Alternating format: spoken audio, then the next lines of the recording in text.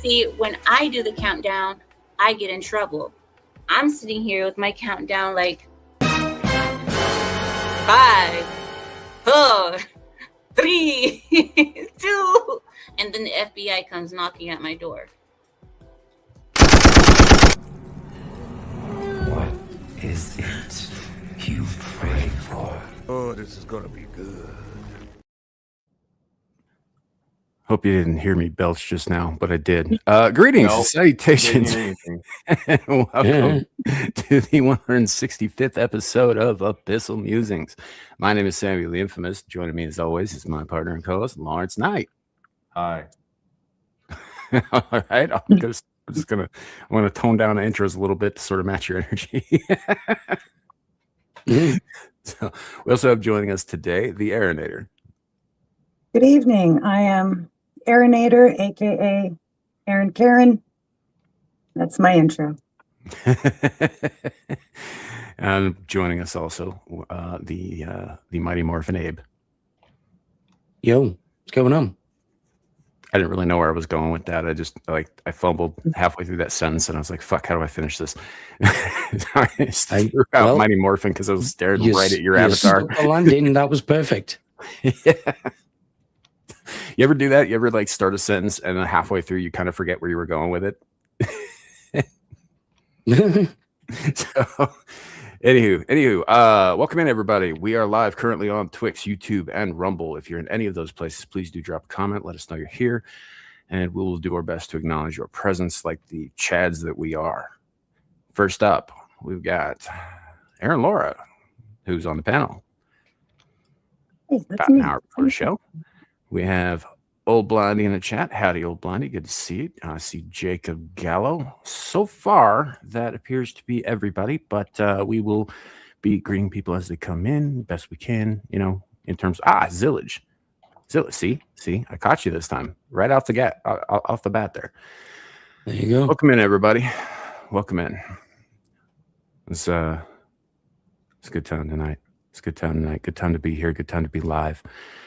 Larry, what do we got planned tonight? You already know what we got planned tonight. But for those of you who don't, the hell is this on my?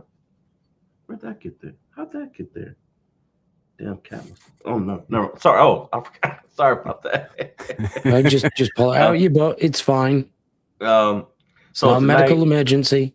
Tonight we've got Monster Ball returns with Jack the Ripper versus the Zodiac Killer, and then we're gonna play some more. We're gonna play some more Sinister, and we are going to do a spin for the next Monsters Ball matchup, which we'll do right after tonight's showdown of sorts.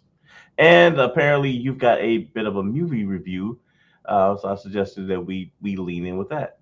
Cool. Sounds like a fun night. Strap in, chat. We're gonna rock, chill out, hang out, shenaniganery and camaraderie, all that good stuff. Which is what I put in the tweet that I was advertising the show with earlier, just because I thought that was it rolled off the tongue in my head way better than like saying it out loud. I don't know. It reads better than it says. Anyway, chicanery, good sir, chicanery, shenaniganery. All right. So last week I was kind of dicking around looking for something to watch, something more recent, which I don't usually do. I usually will go to older films, usually pre-2015, because that's kind of when it all became obvious that it was going to shit. Although if you ask me, it probably started closer to 2011, 2012.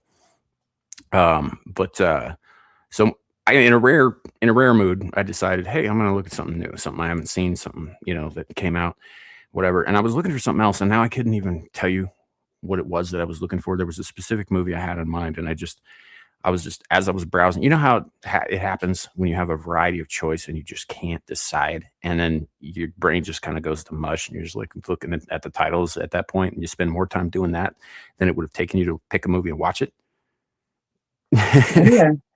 Yeah. Paralysis or analysis.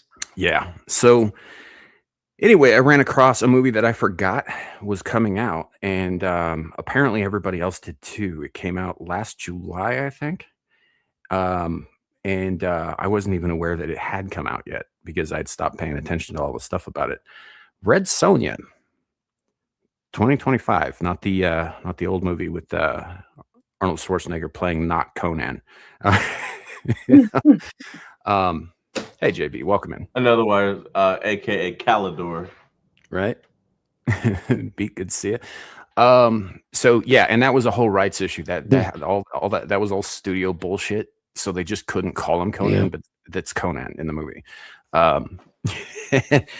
Anywho, he in this. I think Mark is much better than Conan. Right. So he's not in this one, but I did kind of mention that if you kind of like sword and sorcery and you can put up with a little bit of modern bullshittery, it's not the worst thing ever. It was okay. Like right straight down the middle. It was not fantastic. It was not horrendous. It was okay. I enjoyed parts of it very much. Other parts I was just kind of like, whatever. That happened. So they changed the entire back lore. Right. The entire backstory is completely fucking different than you would have read in the comic books or in the original Robert E. Howard short stories. But except for where she came from, she's Hyrcanian. But the whole lore about Hyrcania and all this other stuff, you got to keep in mind this takes place pre-Atlantis or just post-Atlantis falling, but like modern sort of impressions of how the ancient world was. So somewhere between like 10 and 18,000 years ago, give or take. And so some of the stuff in it is it is supposed to be this world, but it's like ancient past, but pre-recorded history as far as we record history. Sort of a lost history, if you will. Samaria basically equates to like the Northlands and Ireland and that sort of thing, which is where Graham Hancock loved it. Yeah. So Hyrcania is kind of like where the Black Forest was, sort of, kind of thing. Anyway, they essentially, basically, it starts out, her whole tribe gets like conquered by bad guys.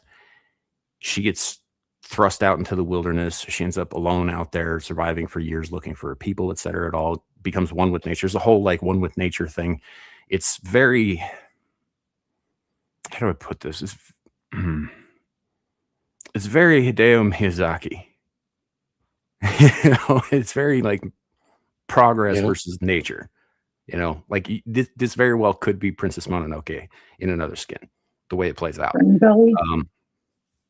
So, which is interesting. But she gets involved in some stuff, and she finds out there are other people out there who are not her people, and then gets captured, and gladiatorial stuff ensues, and then she becomes all of a sudden the baddest badass ever, which is a little too modern for me. But well, this sounds a little bit like modern Britain itself. Yeah. Well, she doesn't exactly earn it. There isn't really enough passage of time for her to become as good at fighting as she actually is, right? Particularly since she spent most of her life alone in the fucking forest, right, without running across anybody else. There's no reason for her to be as good as it is, unless if they had taken a little more time with the gladiatorial shit.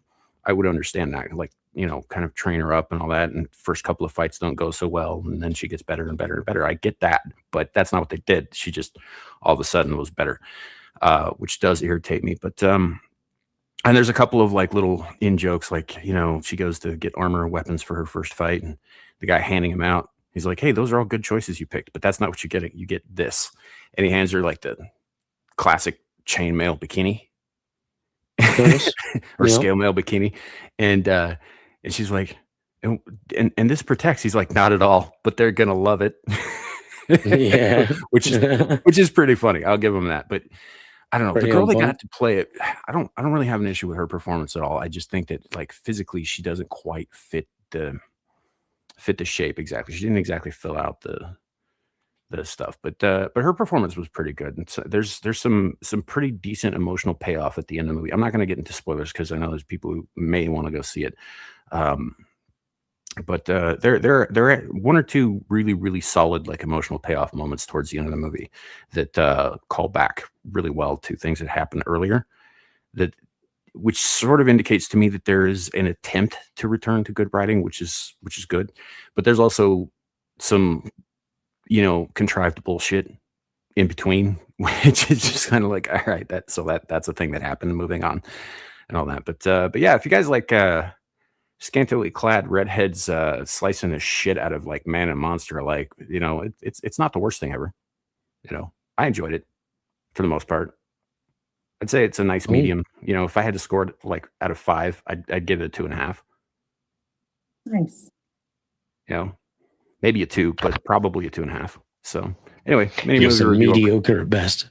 You must be in a good mood tonight to be giving such a high score. I don't hate everything. I just kind of give that impression because we tend to talk about things that I hate. Absolute trash. Would never watch it again. 9 out of 10. Right? Yeah, but it's like, but you hate like 99 out of the 100 things in the world. So it's kind of hard not to. I feel like that's a little unfair because I like a lot of stuff that most of you guys have never heard of. So, we've heard of it, we just don't do it. But overall, it wasn't the worst thing ever. I enjoyed it. So anyway, check it out if you want. You've definitely had a couple of shots of wild turkey or something before you came on. Well, first of all, I don't drink wild turkey. That's an Appalachian thing. Fuck that. It's wild. It's a poor man's liquor. You don't. I don't think it qualifies wild turkey as liquor. Is whack. Wild turkey ain't got no feathers. Wild turkey can't fly. It's not. It's just it's not about like the Red worst Bull. whiskey ever, man. They did a honey one that wasn't terrible, but that was like still not good. I thought Southern Comfort was the worst. Well, Southern Comfort's not good either, but you can at least clean your car with it. Wild turkey's not even good for that. You can clean your car with Southern Comfort. Clean the engine. The engine block, yeah. Well, I guess so. Shoot, I mean, you could do that with soju too. I think. Well, you can do it with Coca-Cola. Yeah, that's absolutely true. Especially, hell yeah, Coke. When you get that buildup of like acid that's on your nodes for your battery. Yep. Right. Yeah, Coke will take that shit right off. Coke and a toothbrush, right off. Aaron, you know about that home remedies, like if I know that what the hell is she doing here? If I know that if I feel like I've got a throat cold coming on, I'll drink a can of Coke. Gone. Sounds super healthy. Great option. Hey, look who's here. Yep. Howdy, Kohai. Good to see you. So, but anyway, movie review over. Watch it, don't watch it. No skin off my nose either way. I just thought I'd put that out there. It wasn't the worst. Nice. You had to drink something tonight. I haven't had anything, man. I haven't even had that much fucking caffeine. It's mostly water. I've never seen you give either you are on something or you're coming down off of it. I've never seen you be so nice on a movie review. I don't know. I feel like I was pretty fair with a couple of them, like Hellraiser, the 2022 version. Well, Hell version is that's your favorite besides the yes, thing. Which is why I was going to be very critical of it because new, updated, modern audience version. Right. And that could have been much fucking worse than it ended up being. And it still had moments in it that I was like, okay, that's fucking retarded. Yeah. Like, dude, there's that whole scene. Like, you saw it. I know you and I talked about it. You saw it. You know that scene where they're in the storage trailer and they're trying to break open the safe and dude's sitting there pounding away at the fucking lock on the safe and then he's like, oh, it's just useless, and he just stops and she goes up, hits it twice, and it fucking falls off. And she's like half the dude's size. I was like, that is the dumbest fucking thing. You know? Well, I agree on a couple of fronts because even if she hits it twice and it falls off, he's hit it how many times? Yeah, so if he'd hit it 2 more times, it would have just dropped. It would have fallen off anyway. Right. Or maybe just once, given that he was twice her size. It just reminded me of that scene out of Jumanji where the monkey kid has to get an axe out of the shed. So he runs there, he picks up the axe, starts hitting the lock on the shed, then breaks the fourth wall and looks at the camera. It's like, we know how stupid this is. And then he runs away. Yeah, they don't do that With the nowadays. axe. They just roll with it. There's like he's just like, oh look, I got it, and dude's like, okay, you got it. And I'm like, don't you, didn't, dude? You loosened the pickle jar. We all know this.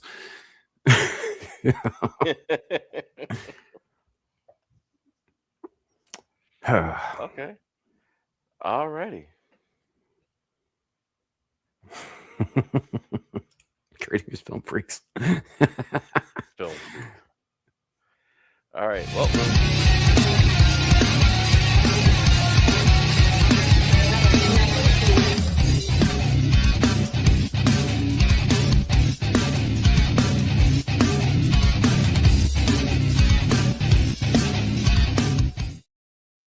Had to Did do you- that before I forgot. What? Did you intend to lead in before you started that? Because you kind of seemed like you were mid sentence when you hit play on that video. No, I did what I wanted. Okay, I was just checking. And besides, I think the last two Monsters Ball matches, I forgot to hit the banner for it. So I wanted to do it before I forgot. Plus, I wasn't Aaron. Well, you've seen it before anyway. You've seen that before. Seen what? Sorry. The thing we just played. Yeah. Yeah. Yeah. So shout out to Devil Made Me Do It. He reached out to the gentleman who made the musical score, and Devil put all the visuals together. So Yep. For anybody wondering, the channel for the guy who actually created the music for that is Matt Tracker on YouTube. His link is in the description below if you're curious. Okay. yeah. Alrighty. Poor Aaron. We're boring. We are boring Aaron already. I'm fine. Y'all aren't boring. Was I supposed to say something? No. No. Oh, okay. I'm just messing with you. I mean, you can if you want. Yeah. Okay, what do we know about Jack the Ripper other than not a doggone thing? And this is before I even kind of looked into it. I was like, the only thing I know about Jack the Ripper is British, mate. Hmm? He's British, mate. Well, I don't know. That's one of the things they don't know for sure, actually. Yeah. Yeah, like Larry, I've done a fair amount of reading about the whole Jack the Ripper case, going all the way back to high school, actually, because I had to write a story that was basically my take on the whole situation when I was in like 10th grade or some shit. Which was in London, yeah. Oh yeah, it takes place in London in the East End in Whitechapel. Yeah. Mm-hmm. Yeah. So, or happened there, rather. I shouldn't say takes place. It's not like a narrative. Like dude was killing people. That happened. That was a thing. It was. Yeah. Now they're just called Muhammad. Yeah. It was. What was? I can't remember if it was like spring or fall, but it was 1888, I think. Right. Yeah, somewhere in the 1800s. Yeah. Yeah. I'm reasonably certain. Which is interesting because that's a period of time where like a lot of really famous works of fiction were also published, especially when the forensics and detective and that kind of thing really started to take off with Arthur Conan Doyle's Sherlock stories, because he was publishing around that period of time. Mhm. And all that, which is kind of interesting.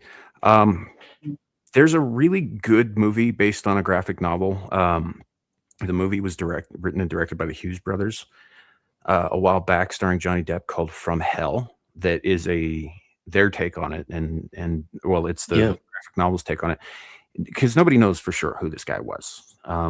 They know he killed 6 people and then disappeared, but the whole time he was doing the killing, he was taunting the police and the press with letters and that sort of thing. And I think one of them actually included a piece of one of the victims' anatomy. I think the second or third victims. Kind of thing. And the whole Jack the Ripper name comes from one of the letters that was sent. And they got a bunch of like fraud letters and shit too, because people are fucking retarded all over. Where people would write in and say, "Oh, I did this thing," and it's basically like, "Oh yeah, I saw Bigfoot." It's totally fucking fabricated. Yep. but there were a few that they're reasonably certain did actually come from the killer. I think it was something like 3 or 4 letters. And so the name actually comes from the way he signed off one, which also the title of the movie From Hell comes from that same letter, right? Because that's where he postmarked it from. He's like, from hell.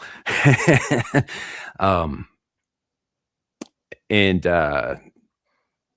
that's how he signed it off. Yours truly, Jack the Ripper, kind of thing. And it was a really weird time. What's also kind of strange is that the lead detective on the case, or the lead inspector rather, on the case at Scotland Yard, has a very anglicized version of. Actually, I don't want to finish that sentence. I just realized what I was about to say. So, I'll tell you guys later after we're off. But anyway, he was an interesting guy. They kind of did him dirty in From Hell, though. They made him an opium addict with like visions and shit, which is not a thing that happened. He was a very serious detective, and he had a very serious decline in his career when he failed to bring this guy to justice because nobody had any idea who he was. And it was Jack the Ripper displayed skills that were not common, right? Like maybe a farrier or would have these skills, or a butcher, although butchers tend to not be so precise, or a doctor, even like a surgeon, seem to have like an knowledge of anatomy. In a way that some of these victims, he would carve them open, and he would lay their organs out basically in alphabetical order around their body, right, without damaging the organs too much beyond the initial, cuts or whatever.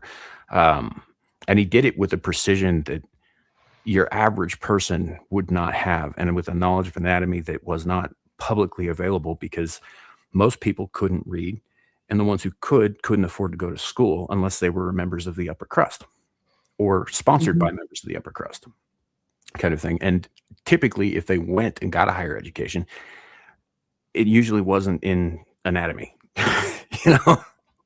So it was a very rare skill to have. And there was, I believe, at one of the murders, I don't remember which one. I think it might have been the fourth. Somebody had written on the walls before, like the crowds found out about like where this was, that it was a Jew who did it, that it was the Jews who did it, kind of thing. Like there was a whole thing about that too that was running around. So they don't know. They don't know if he was a foreigner who was in town doing this. They don't know if he was a local. They don't know what his profession or what his background was. There, every couple of years, you'll hear somebody come out and say, "Oh, we figured out through DNA who Jack the Ripper was. We found his descendants," and it almost always turns out to be bullshit, or speculation. I mean, they did just like 3 years ago. I think they claimed that they found his descendants here in America, kind of thing, which is interesting because shortly after he disappeared, there were a string of very, very similar murders across the United States at that time. But they were so far apart and they were on another continent, nobody thought to connect them, right? So they don't know if maybe he hopped a ship and came over to the New World and then just resumed killing over here. There's also a theory that he came over here and became H.H. Holmes, who is credited as being America's first serial killer, the guy with the murder house in Chicago. There's so much speculation. Nobody knows anything for sure about the guy.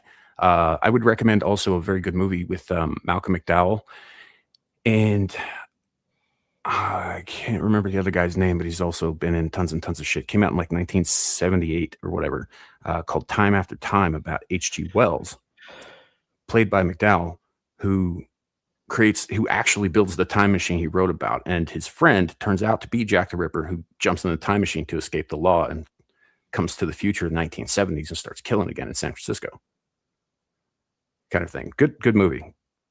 Yeah. Totally science fiction, but good movie. Anyway, that's it. That's all I got. Sorry, I did a lot of stuff on Jack the Ripper in my free time.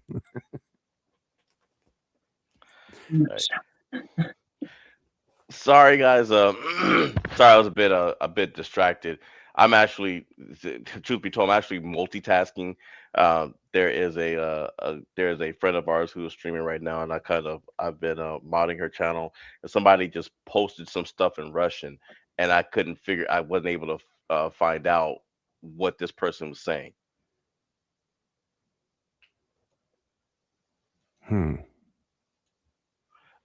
Here, I'll put it in a private chat. There it is. I don't know if you can find out what it was. I don't speak Russian. Where's Oh, Amira when you need it? Where's Amira when you need her? give me a second Or because I can probably. I don't know if I could figure out exactly what that says, but well, somehow this is Lepo's fault. Barbar Probably. Smotrit the Hey, you might be propast casting like a Russian spell or something. You might turn you Ubi into. Vat Nikogo. That N word sounds kind of fishy. Skuchno. Yeah. Prietnogo. What in the Necronomicon is going on? That's what the I'm trying to Necronomicon sound out what I'm trying to sound out what it actually says. Oh, that's a good one, Aaron. What It in the says a Necronomicon is barbarian. going on? It says a barbarian stares into the abyss, but there's no one left to kill. A boring, enjoyable stream. Wait, what? Is Okay. that what it says? Fair enough. Yes. Where did you find this? Wait, repeat that. He said a barbarian. Go. A barbarian stares into the abyss, but there's no one left to kill. A boring, enjoyable stream. Fair enough. A boring, enjoyable stream. Yeah. Where did you see this at? Yeah, where'd you get that at? No, I mean That's what it says. No, I mean not you, Abe. Larry, where did you see this at again? Somebody put it in Sebi's doggone YouTube chat. Oh, okay.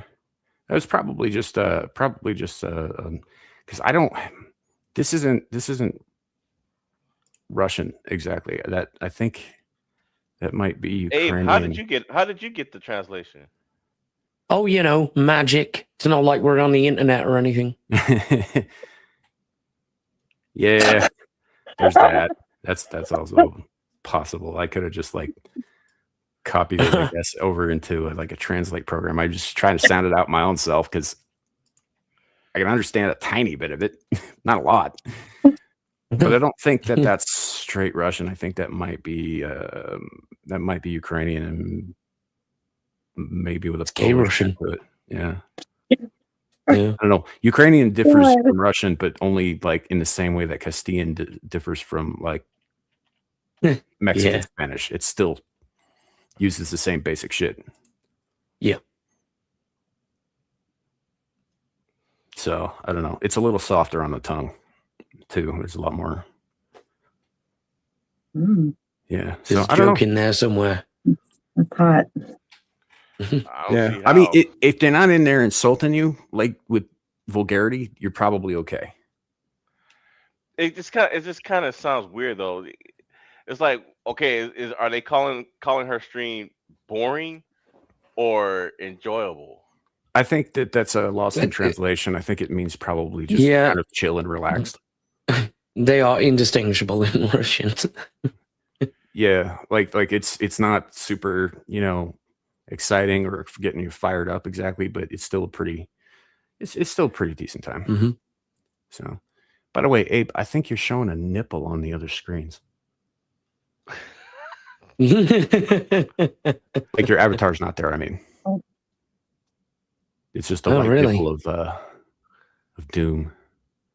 Man, I don't know where you got the I'm checking Google Translate and it is not translating anything. I don't know where you got that translation, Abe. Oh yeah, I am nippling. Damn. There are a couple of other. Yeah, like I said, I don't think that's. I'm gonna check myself. I don't think that's exactly correct. There we go. I'm no longer a nipple. Or not nice. It might be like being a nipple. Yeah. I've been called worse N-words. Apparently, there's a bunch of movies with that first word in the title.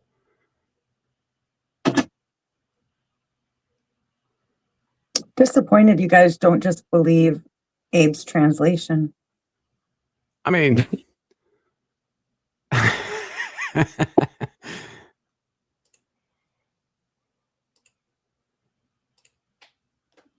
Yeah, we're most like things all are on it. direct translations anyway.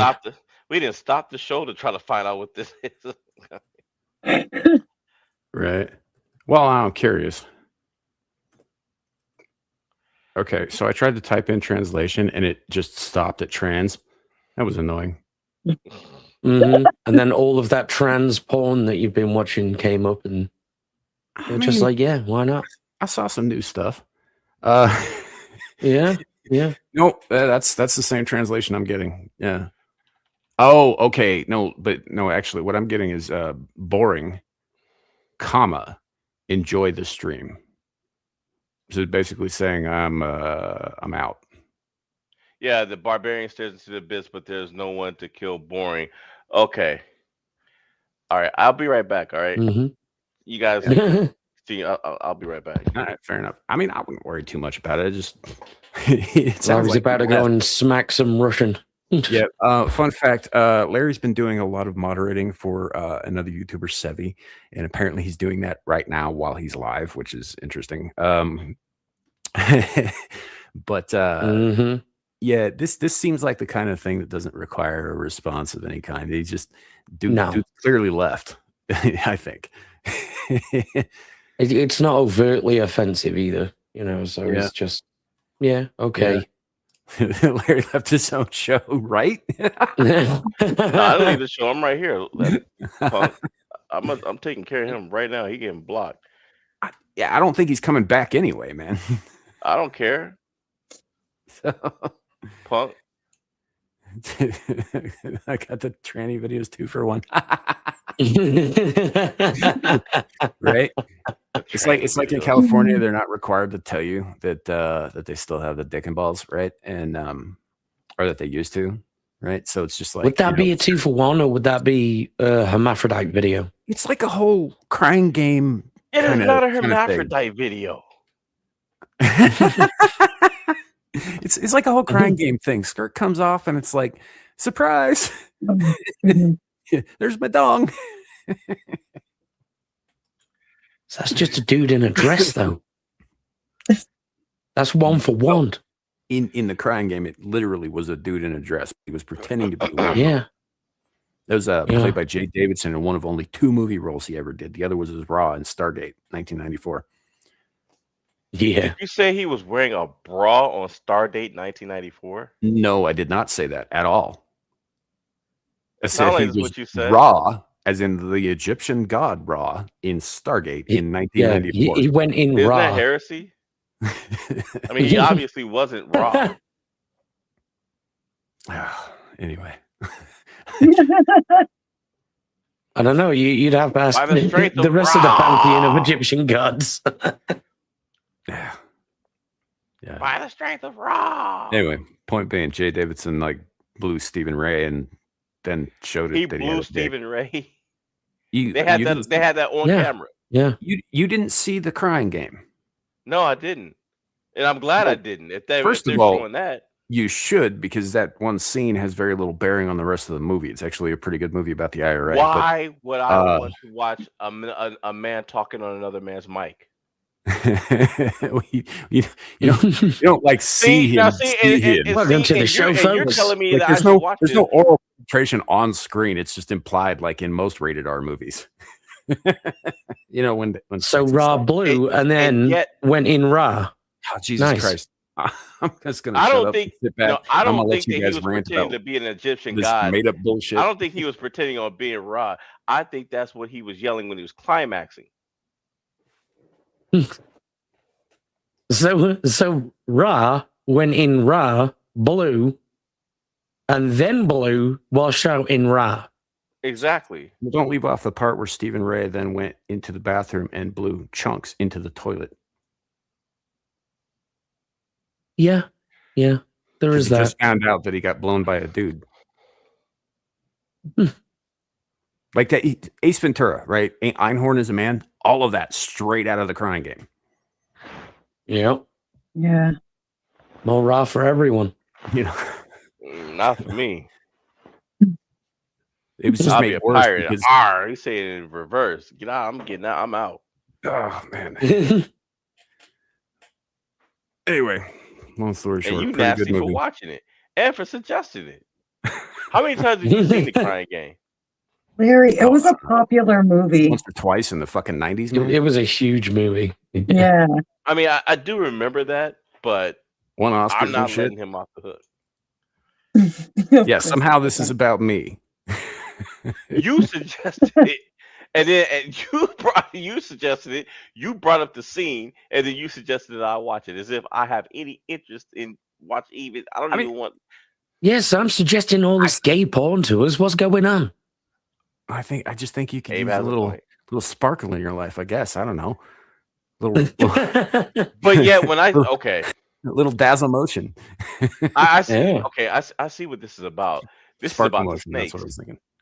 This is about the snakes, isn't it? It has nothing to do with fucking snakes, man. I'm just checking. Yeah. I was like, I'm not watching it. You got to pull the snakes out slowly. And make sure they don't bite. Because your testicles are right there, so you don't want them to lean down and snap a boulder or two. Yeah. Or pebble. True story. Yeah. All right. Well, Yeah, like I make said, sure I'm they just don't go gonna- raw on you. I'm just gonna I hear some guys got like big sit ones, back like here and rubber let you tires, guys like talk all spare your gay tires or shit. something. Welcome to the gay shit stream, folks. We'll be doing this for probably the next couple hours. Yeah, Right. and Aaron's face will be fully red by the time we're done. Anyway, LaPlo says it was the gotcha thing to have a friend watch the movie. Yeah, because it's towards the end of the movie and you don't know it's coming, and then it happens, and you're just like, "What the fuck?" I had another buddy who used to like show. You know who? What the fuck was his name? Her name? I can't remember. Very famous transsexual. Looks like an old man with a beard. Old bald man with a beard. Buck Angel. That's it. So Buck Angel. How do you know the names? Because Buck Angel was all over fucking Twitter talking about how, like, you know, the trans agenda is not transsexual agenda. It's a whole thing. It's like, you know, drop the T from the LGBT kind of shit. It was the Crying Game agenda. Anyway, back in the day, Buck Angel was also a porn star, which is why very few people take her it seriously. So the thing to do, if you weren't going to show them the Crying Game, a buddy of mine used to have this tape that had some of that on it, and he used to like find homophobic people, and he'd be like, "Yeah, check this out." Oh shit! He got beat up a lot. I'm shocked. All right. Let's see. Back to the. So it says here. Back to the show we were doing. Yeah. It says here that Jack killed 5 women. I could have sworn it was more than that. It's 6. Was it more than that? Yeah, it was 6. No, it's 6. So that's one fact that's wrong. All 5 killings. And see, here's the thing. Here's what I don't get about the police.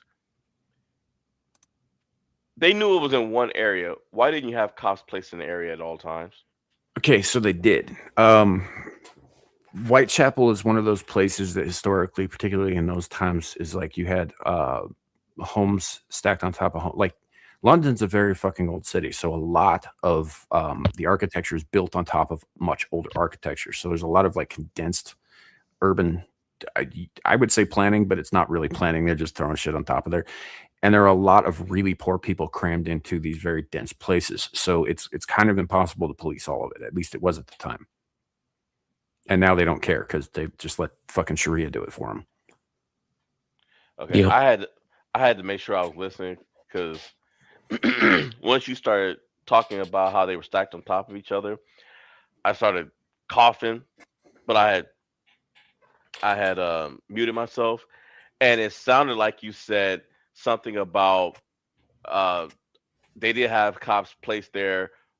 They did have cops placed in the area, but then it sounded like you said, but metrosexuals live there. Again, Mhm. not what I said. I know. I'm saying because He actually didn't even say cops. He said cocks. so Yeah. Anyway, point is there were a lot of people in that area. A whole lot of people. It was very hard to get through, like streets and shit, because people didn't stay at home. They went out and tried to hustle for money or whatever. So it was crowds and crowds of people on every sidewalk, on every, like it was very difficult to get through there, let alone follow somebody or chase somebody. And everybody's wearing the same drab color of clothes. Very hard to identify that kind of thing. He would have been easier to identify if he was like as depicted in like movies and stuff. He's always shown in this like really fancy overcoat with the top hat and shit and like silhouette and all that. If he was actually wearing stuff that was like top shelf, he would have been very easy to identify because everybody was wearing rags in the area. you know what I think? I think that it was someone. I don't know if they had coroners back then, but I would have thought like if today it was today, I'd have thought it's a coroner that's working with the police department.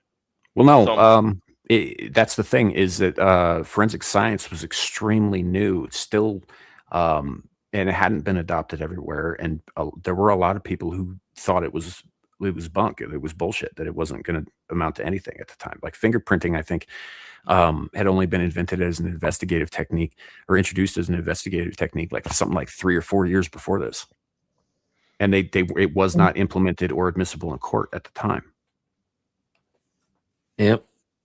So like all the forensic science was really, really new, right. And all that. So like coroners, they didn't have coroners so much as they had undertakers who sometimes worked for the authorities. Yeah. It Very had to little be distinction at the time. it had to be a surgeon or another. It had to be. I think it was someone who worked with the police and knew something, and of course, I mean, you don't have to be a genius to say, hey, I better dress like everybody else to blend in. Mhm. Well, that's why I like the From Hell angle, because basically it was not just a surgeon, but he was also a Freemason, and he was also the royal family's family surgeon, and that he had been ordered by the Queen to do these things to cover up for the fact that was it Prince Edward? Was he the syphilitic one at the time? Had apparently liked to go down and dally with the hookers down there. One in particular, who was one of the victims. Mm-hmm. And the rumor is, there's no proof of this, but the rumor is he knocked her up with an illegitimate heir to the throne, and the Queen couldn't have that shit.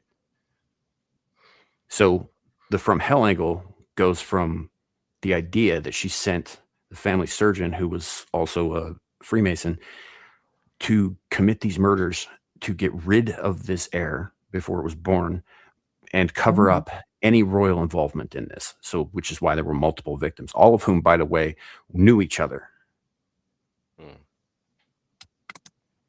That's what I'm wondering. Yep. Jack's victims, do you think it was at random, or do you think that, I mean, he killed a certain amount of people and then stopped? I'm wondering if these were people he knew.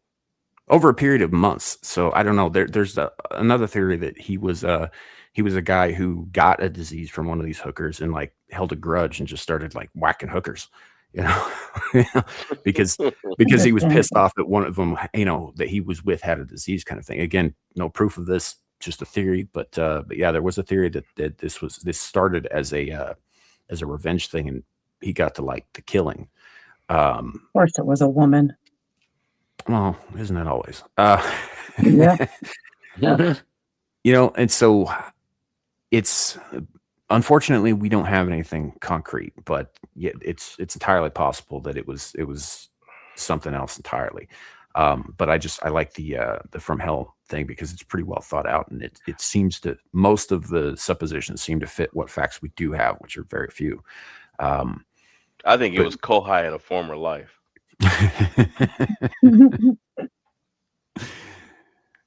So, Either her or old Blindy, one of them. Maybe. All right. At least 6 other murders have been linked. So wouldn't that bring the total up to? so that's not confirmed. That's not confirmed. If they're talking about the murders, I think they're talking about they'd be the ones that happened in the States after he stopped operating in London. They're just guessing at that point. Right. Like there's Jack's here. no proof. It's just that the similarity of the crimes are very similar. And as you know, serial killers tend to have an MO and stick to it. They don't often share traits, I guess, with other serial killers, unless that killer is a copycat or a trainee, because that happens sometimes too. But How are they linked? yeah, that's a good question. I don't know. Well, it says 4 of his victims have previously been married. One of them was in and out of the workhouse. So I guess in the back then, like if there was like women who weren't married and really poor, that they had to work in like factories and stuff like that. And children. A lot of times there were a lot of children in these places. Yeah, but a workhouse was basically it sort of doubled as a boarding house and a factory. So kind of, yeah, but it wasn't like I think by this time it wasn't just a thing you got sent to. I think well, they were kind of like slave factories. If you were poor enough, you'd end up in a workhouse. Yeah, well, I mean, we used to have you'd be paid in nothing more than crumbs. Yeah, it says here that her possessions were a comb, a white handkerchief, and a broken piece of mirror. That's all she owned when she. That's sad. Yeah, and then to die like that. It's one of the reasons I laugh at our poor people when they're just like, we're so poor. I was like, you got a fucking cell phone and sneakers, dude. Come on. Yeah. Slow your roll. I mean, poor by American standards, sure, I'll give you that. Yeah. But yeah, it was a lot of really ugly shit happening in that period of time. There was some stuff that Amira would probably find very attractive about the period, though, too, like the fact that it was illegal to be gay, or that women worked in the factories. I can see her in there just as a taskmaster. Right. Well, like Oscar Wilde is known as a particularly virulent and famous wordsmith of the era, right? And he spent a lot of time in prison for illicit butt sex. Oh, with men. Mm-hmm. Well, when you said butt sex, I think you're like, right. he got arrested for illicit butt sex. Dude was gayer than Freddie Mercury's ballsack. That's really gay. Yeah. Yeah. Like if you go back, you read the Picture of Dorian Gray, which I have yet to finish. Right, I know the story, I know the basic premise of it, and it's a cool little like nasty like horror story or whatever. But I can't actually read the prose of the actual book that Oscar Wilde wrote, because the first 3 chapters are nothing but like 3 pretty dudes sitting around talking about how pretty they all are. And it's boring as fuck, but it's super gay. Yeah. And I've never gotten past that. I was like, I know there's better stuff in here. I can't read this crap. Chapter 4 onwards, nothing but butt sex. I'm sitting here. I'm like, you guys, this is your like prized wordsmith. Really? This guy? He's fucking preening on these pages, man. Come on. Yeah. Those pages are stuck together. So it just looks like to me like most of this is just some coincidences, but I mean he's killing in a small consolidated area, so there's gonna be some crossover. All right. Well, with that said, then let us switch over to this guy. The Zodiac Killer. What do you guys know about the Zodiac? A whole lot less. Jake Gyllenhaal? I think he looks more like, what was that guy that named Sam? What was the name of the guy that stole that money and jumped out of the plane? Was it W.E.B. Du Bois or? It was DB Cooper. DB Cooper. DB Cooper. I say Sweeney. That's an actor. Yeah, D.B. Sweeney It was Sydney Sweeney. in a former life, right? Yeah. No, I I mean, think he looks a little bit like Cooper, like the from Cooper sketch. from the sketch, sure, I'll give you that. But like that was the thing is like that sketch may not have been accurate. That's why one of the reasons I think he was never caught. Can you imagine being the guy that sketch was based off of? That guy was probably getting chased down the street, everything. I can't. You got this ad on the side of this that is horrendous. Look Yeah. at I didn't even notice. big red It's learn about as more gay as bar all the shit we were is- just talking about. is like coming right out of that dude's crotch. Wait a minute, I didn't even notice that. I wasn't even thinking about it. What is going through your head tonight, man? Mhm. I just don't like seeing ads like that, man. Hands on one Wait, tonight. I didn't even notice. It looks like And he's it's about to red, fuck so I the guess Zodiac killer in the ear. Well, it's red, so I guess he's got an STD. Maybe he's Jack the Ripper. Red Rocket, Red Rocket. I mean, he's ripped, so you can call him Jack Ripped.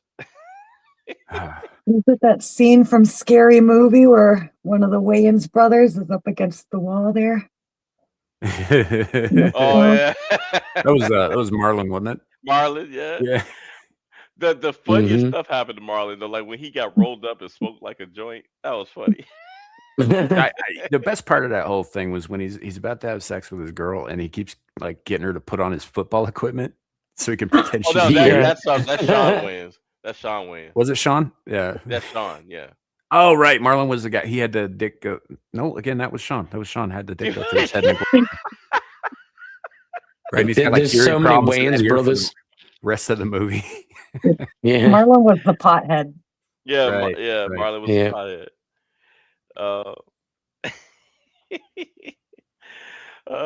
Let's see. Okay, so apparently there's new. How old is this? It says Netflix series. When So did yeah, this? it was in the Okay, 70s. this is 2 wasn't years it? old. This is 2 years old. So the Netflix docuseries. If I'd have known about this, I'd have watched it beforehand. So apparently there's new evidence of the suspect Arthur Lee Allen. Okay. Well, no proof yet. Yeah, I mean it's 2 years later, so evidently the docuseries proved nothing. Yeah. I mean, this guy was running his game in the 70s, correct? Yeah, for Yeah. like a year. Yeah. What, late 60s? No, late 60s, yeah. Really? That early? That's interesting. I would have pegged it in the 70s because there was a seeming spike in serial killer activity in the 70s, Yeah, it's in San particularly in Francisco. California. Yeah. Yeah. Yeah, I'm telling you, man, California be spawning some crazy people. Yeah. Still is. Yeah. Real crazy. Like the the guy that's currently running for he plans on running for governor. It was the idiot that was sleeping with the Chinese spy talking about, oh, if I become Swalwell? yeah, he swallows well, but he was all, if I become governor, all ICE agents, I'm going to declare them unemployable. They're not going to be able to work in our state, and I'm going to take the driver's license away from them. I'm like, dude, yeah, that's discrimination. You're not going to do that. Also, first of all, like, why in the hell is anybody? Why does he still have a job? Dude is compromised. That's what He I was said. banging a spy. Even if it was unintentional, it doesn't matter. He was banging a spy. He's clearly not reliable in terms of keeping state secrets. Yep. You know, and she wasn't even that hot. No. You know, she was No, okay. really? She was kind of mid-range. You know. Yeah, she was very mid. So that tells you about it. It's like, dude to hit anything. Right? Like, I mean, I get it. Sexy, you know, opium smoking, you know, Chinese spy. I kind of get it. I'm not saying that it was cool. Did you and say I don't he was smoking the Chinese I really spy? think you need to clean the wax out of your ears because that's like the fourth time you've misheard what I said. Dude, tonight. no, you said he was smoking a Chinese spy. No, I didn't. Yes, you did. This time I heard you clearly. I'm gonna have to play that shit back because I do not believe that that's the Fucking words that hell. are coming out of my mouth. I think you're making shit up. No, they weren't. I'm not making it up. I seriously thought that's what I heard.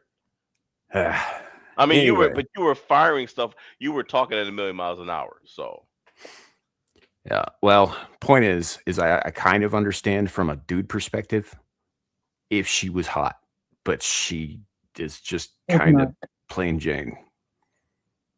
Yeah. that's right. That's right, BTK. He's out. He doesn't live in California. And he shouldn't be in office where he's at. He shouldn't be in office anyway. Even if he wasn't intentionally complicit, he should have been removed from office over that. Yeah, he should have. And barred from future office.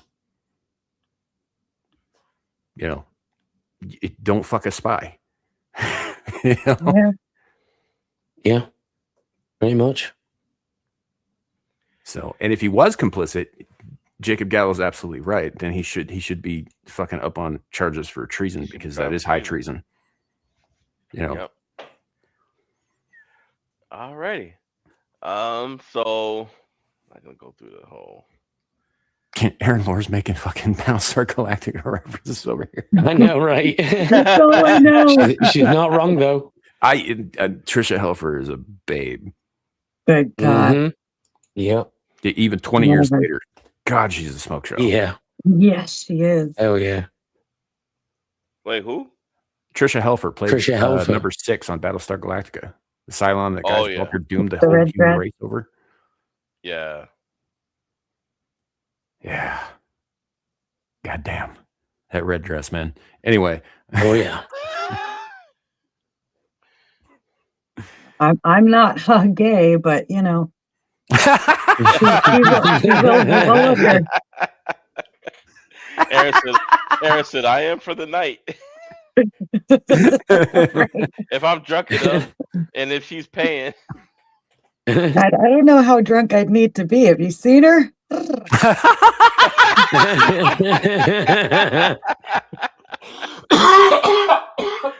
Oh, shit. My choke. That's like one shot deep drunk. Right? I wish Amira was here to hear that. I can hear No, we don't. Oh. I almost died laughing just now, folks. That was rough. Right. Don't die. Oh man. Okay, so so the Zodiac killer was wow, so he's been directly linked to these 5 murders in Northern California between 1968 and 1969, with 2 victims surviving his injuries. They couldn't tell him what he looked like. Maybe that's where they got maybe that's how they got the sketch.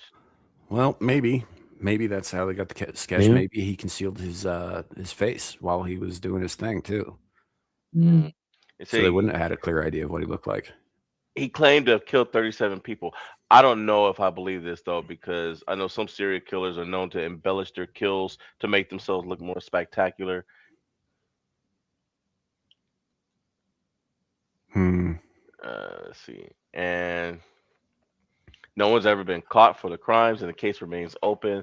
The mystery surrounding the murders has been the subject of numerous books and movies, including director David Fincher's acclaimed 2007 movie Zodiac. That's the one with Jake Gyllenhaal, right? I think so. There was another one that I was thinking of with him. Night Stalker, maybe. Great Night Stalker, documentaries about Ted Cruz. Well, no, Night Stalker, that's Richard Ramirez. I know. I'm just thinking of there was a Jake Gyllenhaal movie where he played like a guy who was going around taking photos of grisly murder scenes, but then he got involved somehow. I can't remember what it was called. Doesn't matter. Anyway. Yeah, so he shot a lot of his victims. So him and the Son of Sam had that in common. Son of Sam liked to put bullets in his victims too. Yeah. What if they were both the same? No, well, nah. Well, Son of Sam got caught, and he claimed the dog did it. Yeah. Or the dog told him to do it. Yeah. My neighbor's dog told me to do it. What was that? Hey, did you ever see Summer of Sam with the Spike Lee movie when the dog walked in there and was like, "All right, I'm telling you right now, I want you I want you to kill. Yeah. He's all bowing down to the dog, yelling, "Yes, I'll obey." The dog's like, "Kill, kill, kill." What was that? You remember that old Cartoon Network show about the evil dog from hell? His name was like Fluffles or some shit like that. What? Yeah, it was a while Oh, back. It was around the time Moral Oral was still on the air. yeah. I know the show you mean. Yeah, and he's like telling people to go kill people in the name of Satan or some shit like that. It was Wow. It was a comedy. It had to be an adult swim. So you said it was a cartoon? Yeah, Cartoon Network. Was it was Mr. Adult Swim. Pickles? Yes, that's it, Mr. Pickles. Oh, okay, Mr. Pickles. Yeah, that had to be Adult Swim. That had to be Adult Swim. Yeah, it was, but it was still on Cartoon Network. Okay. Oh, yeah. It was fucking mental. I loved it. Adult Swim was Aaron. I don't know if you've ever watched Cartoon Network, if you've ever seen Adult Swim, but Just Rick and Morty, and I'm familiar with a haircut and titty song, but I don't know what the show is. So just the later stuff then when it got to be like From Fruit Blood. no, really Aaron, ugly and we're stupid. talking about before it got neutered. Rick and Morty is don't nothing know. compared to when Oh when man. when they had C-Lab. Yeah, C-Lab, C-Lab like, 2021. Like so Yeah. there was an old Hanna-Barbera cartoon called C-Lab 2020 about all these people who go down and explore the sea in this like station that's set up on the bottom of the ocean. That show was supposed to take place 1 year later when they were all stir crazy. And Yeah. boy, did it. That was an understatement. Yeah. Cartoon Network back then, that the Adult Swim, the original Adult Swim, you couldn't show it today, Aaron. I mean, Yeah, I don't think, because we didn't have Cartoon Network, at least not on any cable plan we would have had growing up. Like you can't even It was beautifully deranged. you can't even show the Boondocks was tamer than what they were showing. I mean, there was an Really? episode of Boondocks. there was a show called Moral Oral at one point, which was about this little boy who wanted to be, righteous in the eyes of God, right? And his dad used to beat him with the belt till he got right with God. Like it was dark. It got real dark in a couple of places. But it was all done with claymation. And there's one episode in particular where he reads a passage in the Bible about be fruitful, go forth and multiply. And so he thinks that this means like he literally needs to knock up everybody, but he's like fucking 10, right? So he ends up filling a turkey baster with his own semen, and he goes around breaking into everybody's house in town and turkey basting every adult woman in town. The next day, they all wake up fucking pregnant with this 10-year-old's kids, and he gets the severest beating from his dad over it. And this was supposed to be a comedy. Wow. I mean, that's normal behavior, right? Oh, the good old days, when things were so wholesome. Yeah. Yeah, yeah. Even back then, I was mortified at some of the stuff. I mean, I couldn't stop laughing, but I was just like, how in the world? But I guess the name Adult Swim was a warning. But even then, I was like, how in the world did this make it past? How? Well, that was the thing. It was on cable at the time, and cable it wasn't a network show so cable can do pretty much what it likes. They still had some restrictions because they weren't HBO, but they were also not ABC, and they could go around doing kind of a lot of shit that there's a reason that South Park's been on there forever. It just yeah, but you're right about it being a warning. Adult Swim means it's 10 p.m. kids out of the pool. Yeah. Yeah. You know what? We should do a show on Adult Swim and some of the. We'd have to really put it together because we can't. I mean, we can't show. I wouldn't show any of those videos. We could talk about it, but No. Even if we could, I wouldn't show a snippet of any of the stuff that they were saying. No. Even if we could find something that would be all right with, the Cartoon Network would probably not be cool with it. Yeah. Mr. Pickles was pretty grotesque at times as well. So yes, it was. Yeah, we're gonna. yeah. We'll figure it out. So is But Metalocalypse, but I fucking love that show. yeah, and you Yes, know what? another great There was show. a now one of the tamer Adult Swim shows they had on there that I liked was Big O, which was the mech. The guy that had the he was like Bruce Wayne. He was like a rich dude, and he had this giant mech that would fight monsters that would invade the city. Wasn't that on the anime weekends that they used to do? Yeah, and it would come Yeah. on at like 2 o'clock in the morning. Yeah, yeah. They would start doing shit like that and like Wolf's Rain, Cowboy Bebop, that kind of thing. Samurai Champloo or whatever it was called. Yeah. Yeah.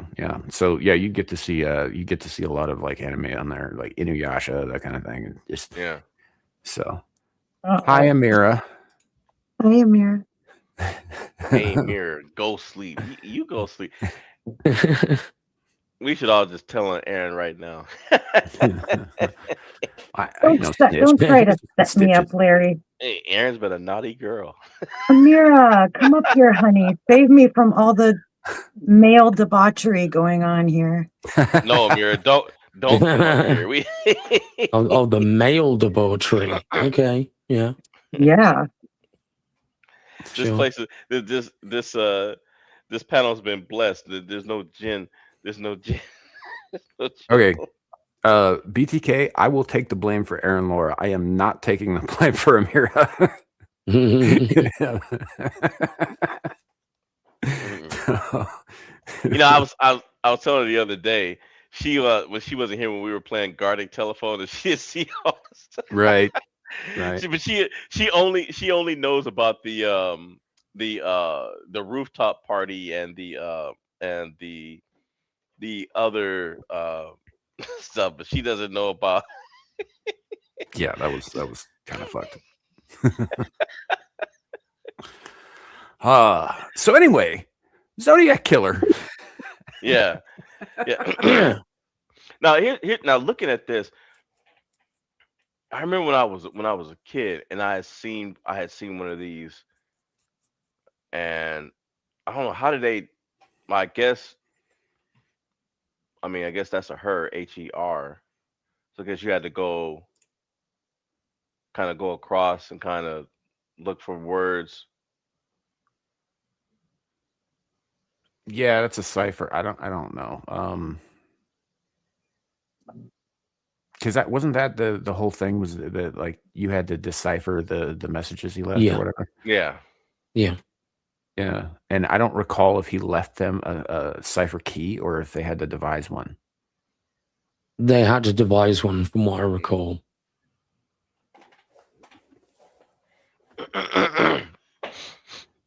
Yeah, because that her probably doesn't say her. That probably says something else.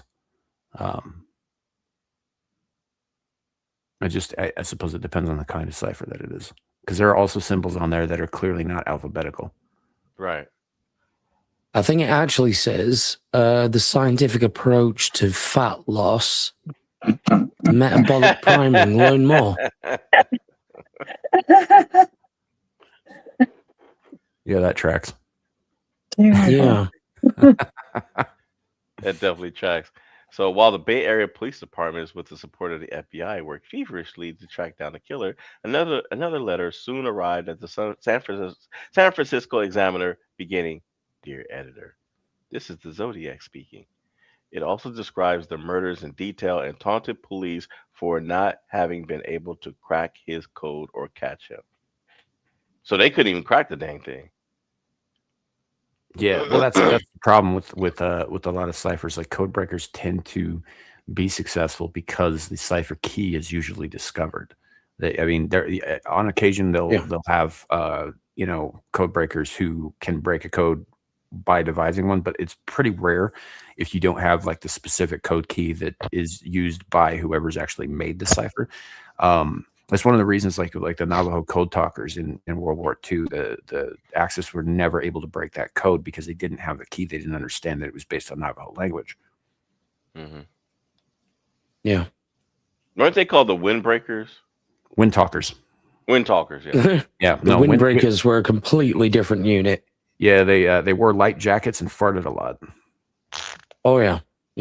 They ate a lot of fiber. They were the pink eye platoon. Yeah, nobody wanted to break that. All right, so well, this guy didn't discriminate. That dude looks big old smile on his face. Which is, oh, you mean between like, yeah,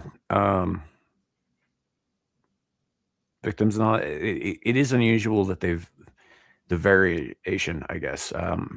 Typically, a serial killer, as you know, will have like a specific type or a specific prey, and they stay within the bounds of those descriptors, right? Like they mentioned this in Silence of the Lambs, but usually a serial killer hunts within their own race, for example, right? Jeffrey Dahmer didn't. It said usually. Like there are outliers. They do exist. Most serial killers don't eat their victims either, but Dahmer did. Yeah, true. You know, Yeah, they also true. don't, and only a handful of them actually fuck them after they're dead. But Jeffrey Dahmer did. Only a small handful. Right? Well, Amira eats her victims, so. So, and yeah, we all know he had a predilection for young dark meat, but Yeah, he did. Abe, did you know when Dahmer got caught and they went in his freezer, he had black butt cheeks in the freezer? Just butt cheeks? Yeah, I mean he. among other, there were other parts too, but yeah. Oh yeah, I was going to say, was he like, this is my butt cheek freezer? Well, he was planning. This is my. Well, I mean, he was waiting Yeah. for. Well, he was waiting for Thanksgiving to come around. Well, of course, yeah. I mean, Yeah. butt cheeks make the perfect accoutrement, I mean, it's, right? yeah, Great this hors is d'oeuvre. Yeah. long pork butt d'oeuvre, hindquarters. yeah. You know.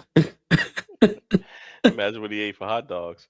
Anyway, Did you ever hear that joke about what did Jeffrey Dahmer say to Lorena Bobbitt? Uh-oh. no, I don't remember the punchline, but I do remember there being a joke. Are you going to eat that? Yeah. There you go. Hey, Lord help us, Tampa. Welcome in. A butt roast. Butt roast, yeah. Yeah. It was a butt in dinner. Thanks, Sam. Now all I have is a visual of that Ramsey Bolton and that meme Oh, with the yeah. sausage. The sausage eating scene. Yes.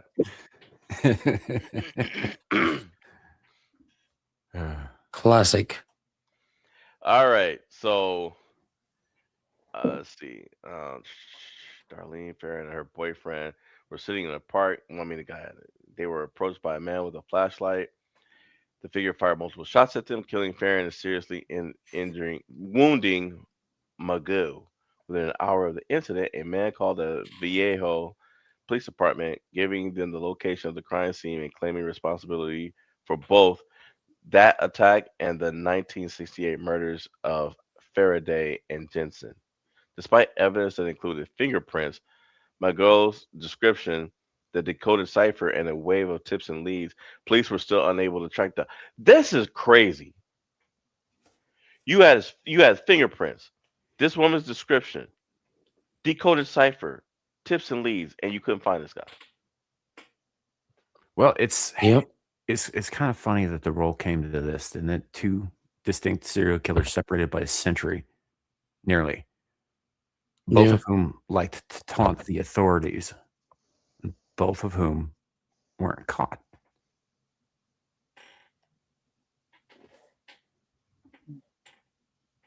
Yeah. Thought this shit was supposed to be random, man.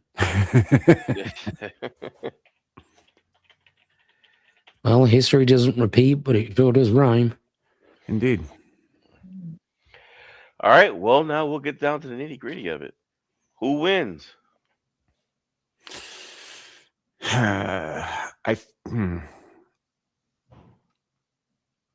Honestly, I'd probably go with Zodiac. And here's why. Jack the Ripper comes from a different time, right? I think that had he committed his crimes today, if the evidence had been fresh today and forensic science had, you know, been the forensic science we have now was available, right? I think he probably would have been caught. Zodiac was operating during a time when forensic science was not only established, but was also admissible in court, and he still got away with it. Right. You know, and also he shot people, and frankly, gun beats knife every time. Yeah. I'd also go with the Zodiac Killer, just for the fact that I think that Jack the Ripper was more of an opportunistic killer, whereas Zodiac seemed to have a lot of things planned out in a way that Jack never did. As far as we know. Yeah. Amira. She's talking shit about the French. about Lepeau here. Amira's writing a book about the French. It's called 1,000 Ways to Bend Over. Yeah. Amira, summarize your views of the French. I mean, she's not wrong. Yeah. Mean old Amira. I'm just kidding. I'd have to go with the Zodiac. I would have to go with the Zodiac. Like you said, I think honestly, I think that with the forensics that they had, if they had used it, I think Jack would have been caught. Maybe not right away, but I think they would have caught him. But Zodiac, for all of this stuff that was going on, and like you said, you're in a far more advanced time period, and they still couldn't catch this man. Yeah. Mm-hmm. And it's still like 60 years ago, right? But it was still like we'd progressed technologically and scientifically quite a bit in that time between the 1880s and the 1960s. And I just think that if Zodiac was able to get away with it, then he would have been able to get away with it in 1888. But it doesn't work the other way around. Right. Zodiac dang sure would have got away in 1888. Mm-hmm. Oh yeah. If they couldn't catch Jack, they were Jack the Ripper. They dang sure wasn't catching him. Yeah. Unfortunately, we can't like physically match him up because nobody knows anything about either fucking one of them. Right. We don't know what they look like. We don't know what their build was. We don't know what, like any of their physical capabilities were. I mean, Jack took out hookers who were probably malnourished. Right. Right. He didn't have to be super strong to do that. No.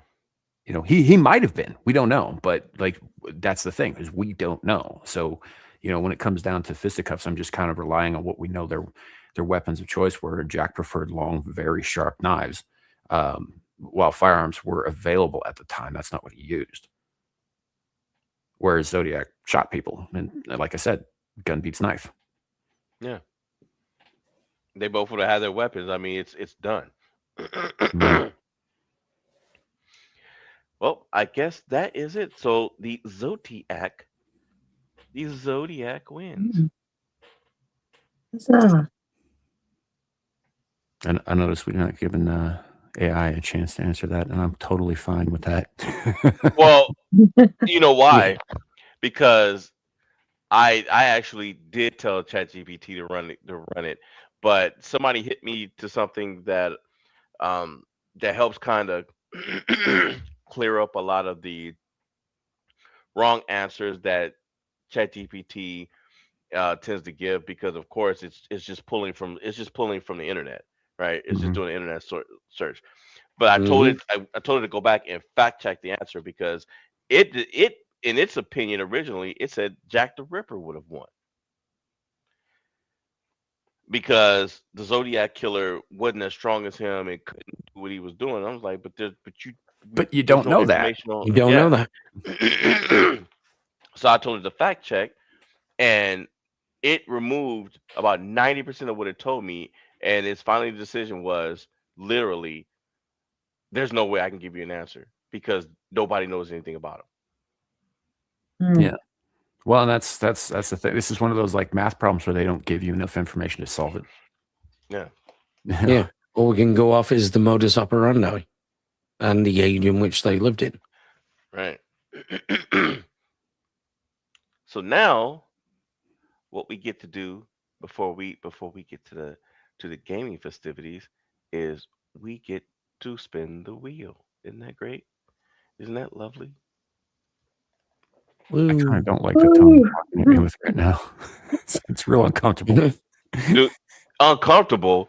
You better be glad that Amira wasn't here when she heard when you were saying all the stuff that you were saying earlier. Yeah.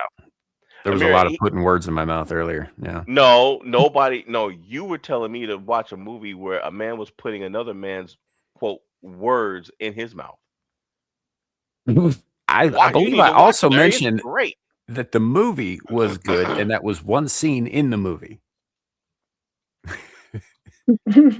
It's like But it was the 2.5 first- hours long, man, and that's like a fucking 2-minute scene. But it was the first one Yeah. you brought up. That's because it's towards the end of the movie, and it's really funny to watch people's reactions when they get to that part. Not to me. Ugh. All right.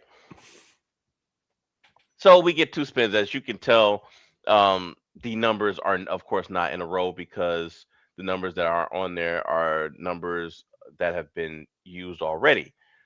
So I'm going to give it a spin. Let's see. Doop.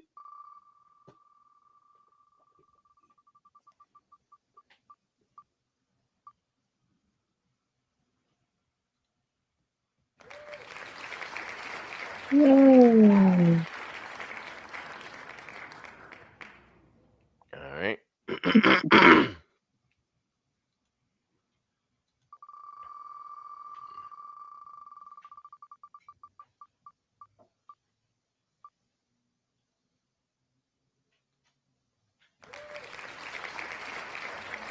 All right. Ooh. So we are now pulling from the fictional.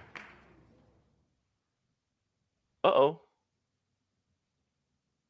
Okay, we've Oh. got to re-roll. Yeah, because 6 was Jack the Ripper. God damn it. A, not fictional, and B, we just did him. Hey, get this. It rolled a 6 and 11. The 6 was Jack the Ripper. The 11th is the Zodiac Killer. It literally repeated the spin I did 2 weeks ago. God damn it. All right.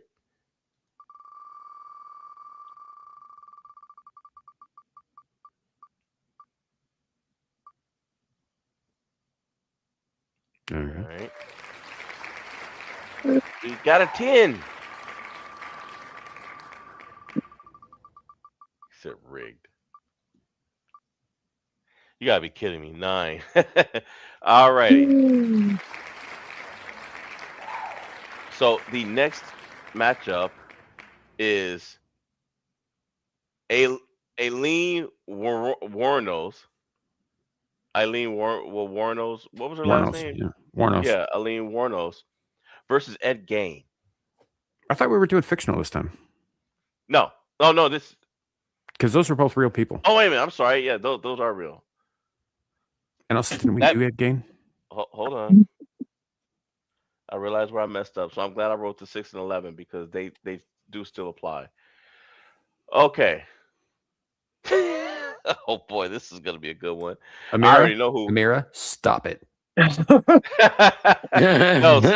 No, don't listen to him because you Damn weren't it. here. You weren't here the first half hour to hear all this crazy stuff that Sam was Doesn't saying. have anything to do with the fact that she's like 6, spamming 7, the chat 6, with 7. like tween bullshit.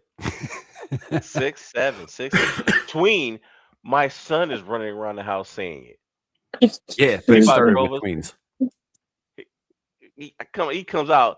6. Hey, Dad. What? 6, 7, 6, 7. I'm like, not you two. He's Did you like, ask him yeah, what it 6, meant? 7. All right. So 6 versus 11 is Norman Osborn from Marvel Comics, otherwise known as the Green Goblin, versus Patrick Bateman. Bateman's dead. Yeah. Okay. Well, we've done that one already. Nice. Yeah. Sure, we can do that. Would you guys like to? Would you like to respin? Would you like to respin that one? Because that's not even worth. Because Bateman's dead. Yeah. Bateman's dead. Because because Norman because of that drug he's got super strength.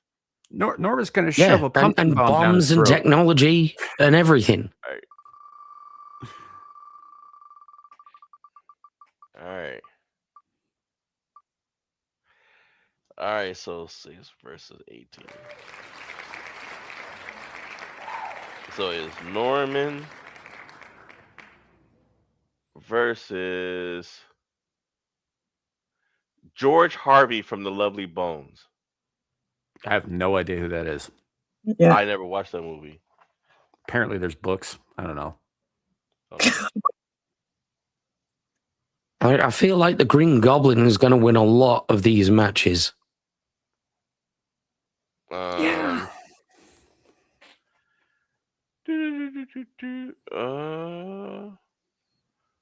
No, there's a couple on here that will give him some problems. But he's something of a scientist too. Yeah, but he's not the only one. Got it. Nice.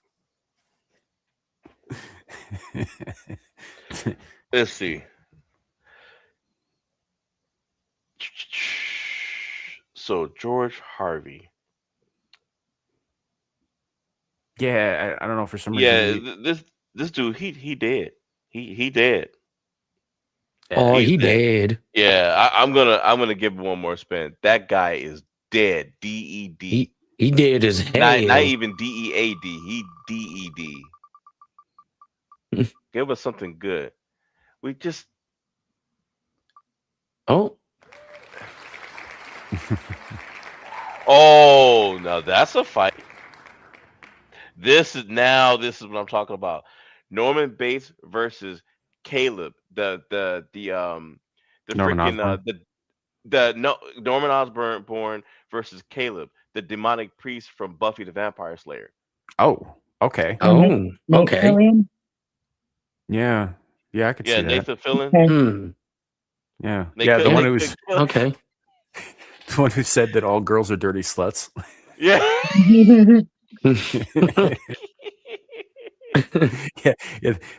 That whole character was so over the top with the masculine bullshit. But what happened, Amir? Did you clip a wing on a tree or something after he killed? Well, said she hurt her back. She must have had maybe somebody somebody sprayed holy water on her or something as she was flying by. Yeah, well, I hope you feel better. Have a good night. Yeah, bats are sensitive. Yeah. Hey, put some Epsom salt in. Seriously, if your back's hurting, put some Epsom salt in that bath. That'll help. Did you ever see the show version, the TV show version of What We Do in the Shadows? No. Yes. Okay. Great. First of all, you should, because it's fucking hilarious. But one of the characters, a guy named Laszlo, he's a vampire, and they can all turn into bats and fly, right? Mm. But he has to actually say the word bat in order to do it. So he just, like, anytime he wants to fly, he goes, bat! And then poof, turns into a bat and takes off into the air. When he comes back, he's like, human! And turns into himself again.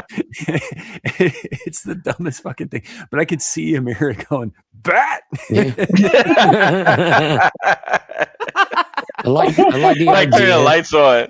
Like turning the lights on. I like the idea as well that a bat can have the same vocal cords as a human to say human. I know that was the weirdest part, but Amira actually is a lot like one of the characters on the show, the one female on the show. It's very much like. Oh my gosh! Yes. Yeah. Oh my gosh! You're right.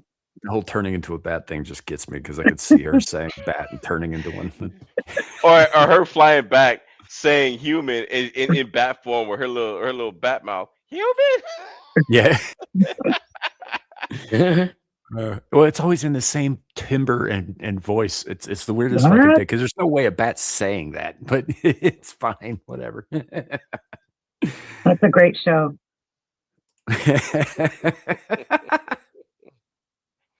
Human.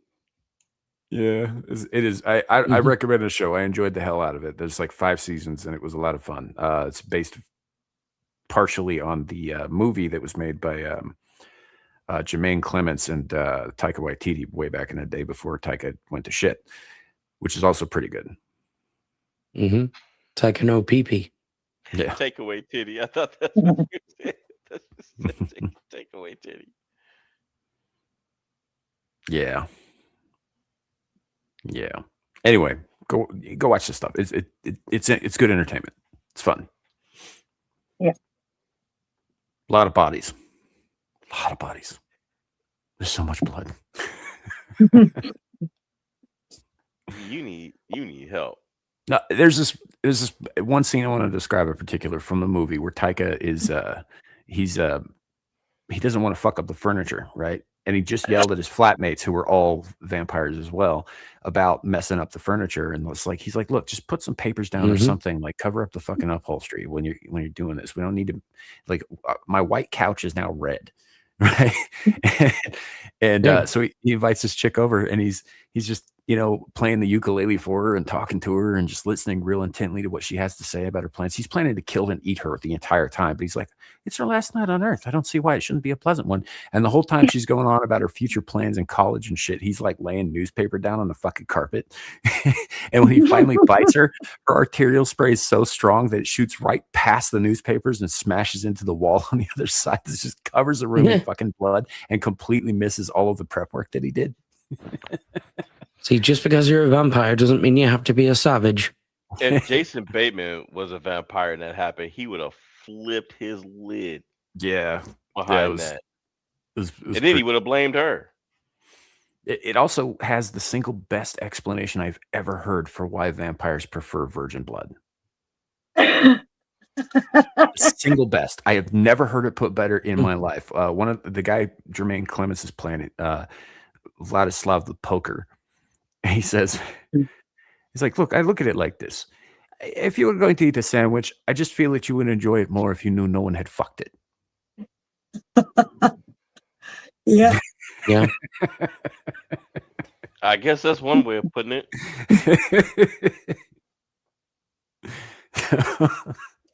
That's definitely one way of putting it. Well, when he puts it like that, I'm like, yeah, I don't want people like banging my food before I eat it. So that makes sense. Right. All right. I'll be right back. We got something to drink right. Yeah. So yeah, if you guys like to laugh, you like macabre, raunchy stuff. What We Do in the Shadows is pretty solid. It's pretty good. Yeah, I second that. The only problem I have with it is that because it's a whole cinema verite, basically, the whole plot revolves around a camera crew is filming a documentary about these vampires. So it's all handheld all the time, and the shaky cam kind of like is a little nauseating sometimes. But for the most part, they do a pretty good job of keeping that to a minimum. So otherwise, check them out. They're great. Hey, Sam. Mm-hmm. Toilet!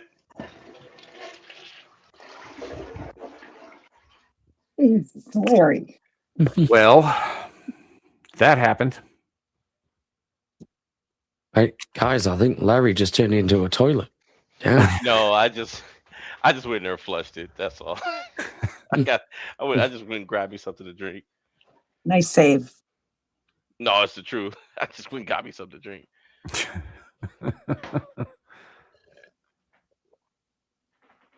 See, I don't know. Now I can't trust the sounds, though, man. You just flushed the toilet, and now I hear slurping.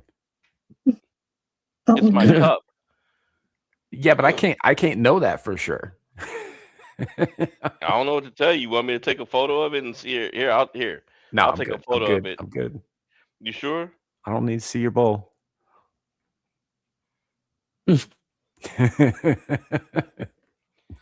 not see, right, Lepo? Not the place to get a drink from.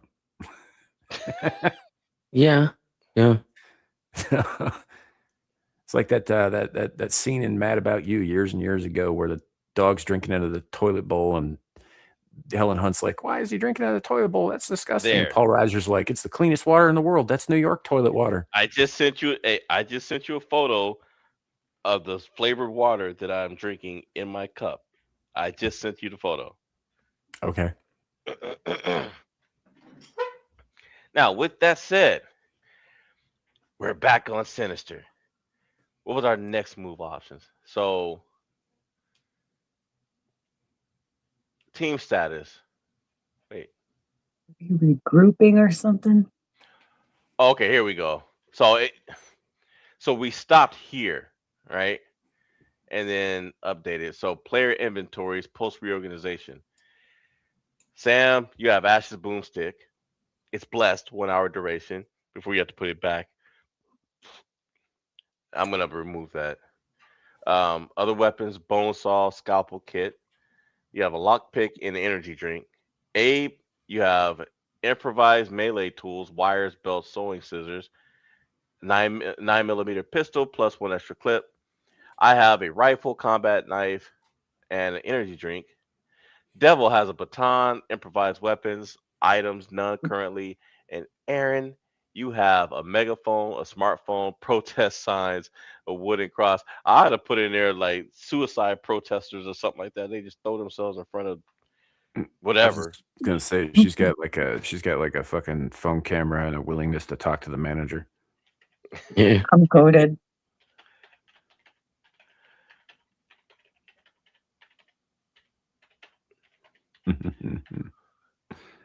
There.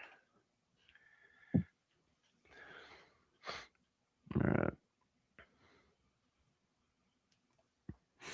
Dang, he's pissed. Oh, sure, rewrite the rules. Fine. Let's see how long confidence keeps you alive. Okay.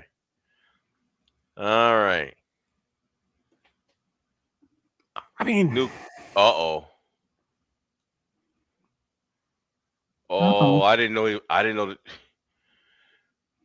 This thing just changed some stuff because I took that hour limit away. yep.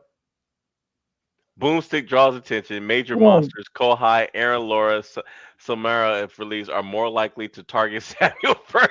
There you Yeah, go. that's true.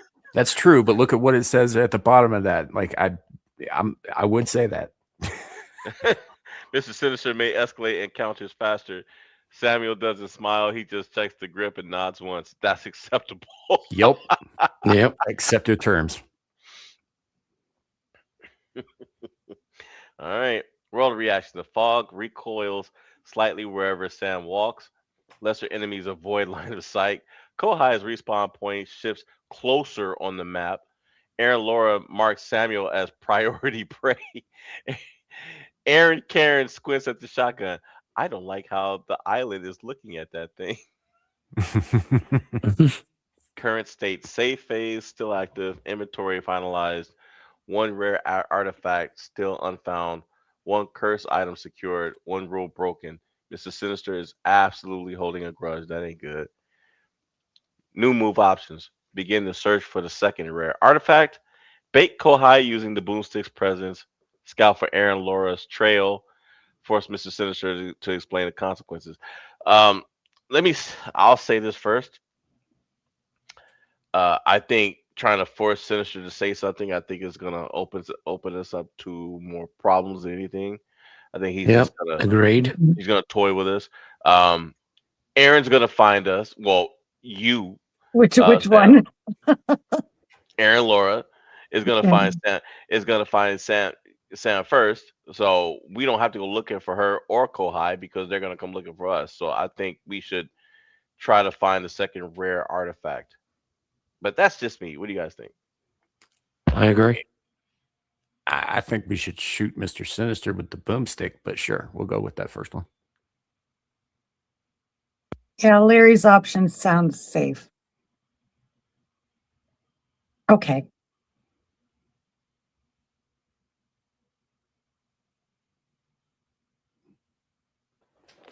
Do we lose Larry?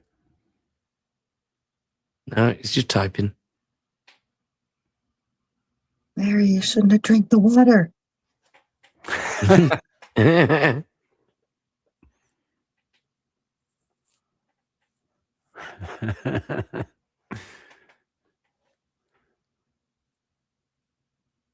Yeah, man. If you're talking, we can't hear you. You're muted.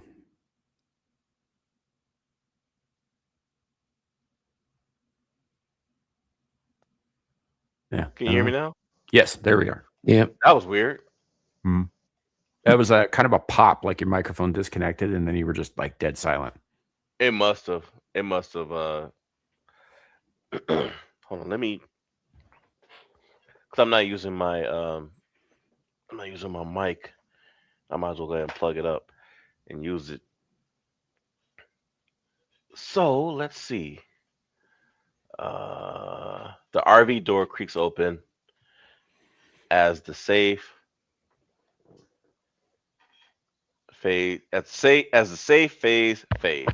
There we go. Can you guys still hear me? Yeah. Okay. Let's see. Fog rolls back in like it was waiting. The map in everyone's hands updates on its own. 3 locations pulse faintly. 1 burns brighter. Arr. New target location: the sunken Memorial Park. Once a peaceful plaza, now half swallowed by swamp water and toppled statues. Names are carved into black stone slabs, some scratched out, others freshly written. One statue remains untouched, a stone bird, wings spread. Aaron Karen squints. Okay, but why does this feel symbolic and depressing? Mr. Sinister purrs through the air. Because it is. Threat presence, minor enemies, wandering cultists, drowned revenants. Major threats, Kohai somewhere nearby reforming. Aaron Laura, unseen. Environmental hazard, deep water, unstable ground, whispering names. This is scary. Oh boy, we got a trial. Artifact clue. At the base of the bird statue is a sealed metal box engraved with a familiar symbol, a flaming bird pin etched into the lid. I think that's from Hunger what's Games. it? Yeah, the Mockingjay. Samuel kneels studying the lock. Deliberate, someone wanted this found, but not easily. Lawrence checks the perimeter. We won't get long. Trivia trial, rare artifact. To unlock the box, the team must answer 3 questions. Failure will summon enemies, or trigger a curse, or both. Mr. Sinister's favorite. Quote, question 1. The Mockingjay pin is most famously associated with which series? Come on. Yeah. The Hunger Games. I'll say you have 2 mistakes allowed. Aaron Karen can invoke policy loophole if needed. All right. Well, I think we all know the answer to that one.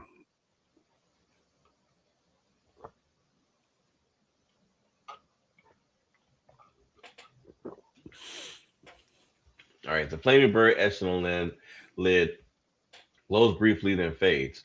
The water around the statue ripples. Something beneath the surface, but doesn't rise, not yet. Mr. Sinister sighs dramatically. Tragic teenagers overthrowing governments. Adorable. Question 2. The box projects a faint hologram of a bow, a flame, and a girl standing in defiance. Who is the character most likely associated with the Mockingjay symbol? Primrose See. Everdeen, Lucy Gray Baird, Katniss Everdeen, or President Coin? Let's see. I will defer Isn't to it your Katniss? expertise. Isn't it Katniss? Yeah, Yep. that's what Abe was saying. Yeah, So are we going? We're going with Katniss then. sure. Yes. All right. Yay, we passed. The sealed box sinks a few inches into the stone pedestal, then rises back up like it's testing your resolve. Around the park, the carved names of the slabs stop whispering for now. Samuel keeps the boomstick angled low. One more. Mr. Sinister hums mockingly. You're on a roll. That's when people get sloppy. The water stills completely. Question. What does the Mockingjay symbol ultimately represent in the Hunger Games? Loyalty to the capital, failure of genetic control, hope and rebellion against oppression, the destruction of District 13. You got me. I never read that shit. I think it's C. Let's see. See. All right.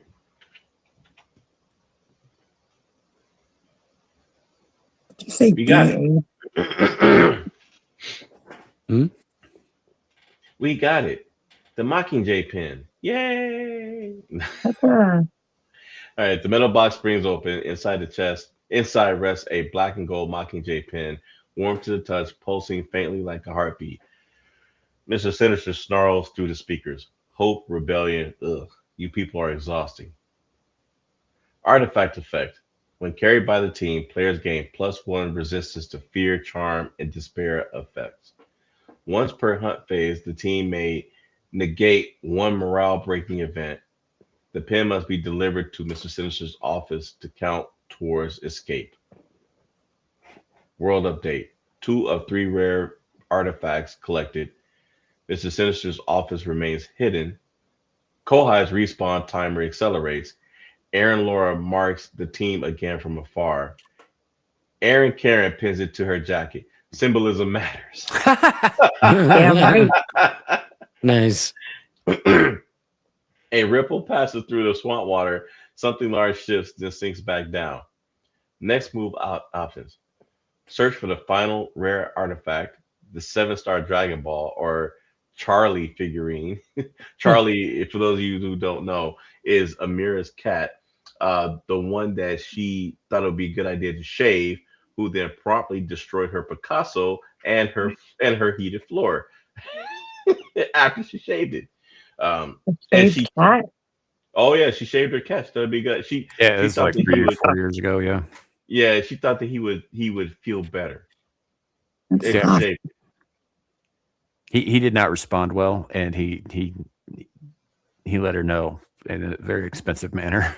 Yeah, yeah, and I told her when she told Sam and I during one of our meetings, I said, I hope you know he's gonna make sure you regretted that. Oh no, he's not.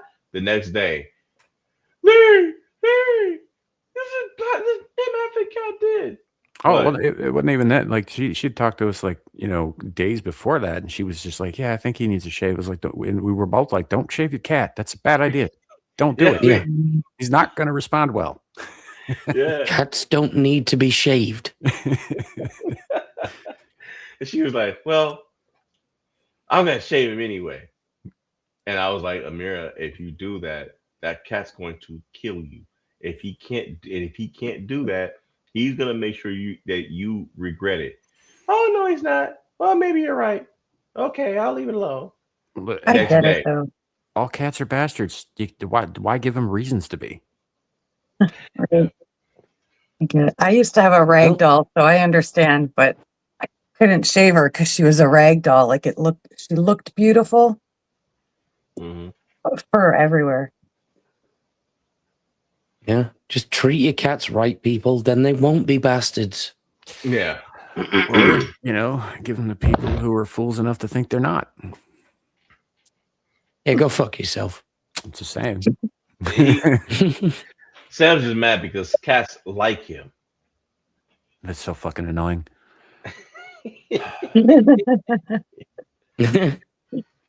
They fuck up my perfectly good slacks with all that rubbing.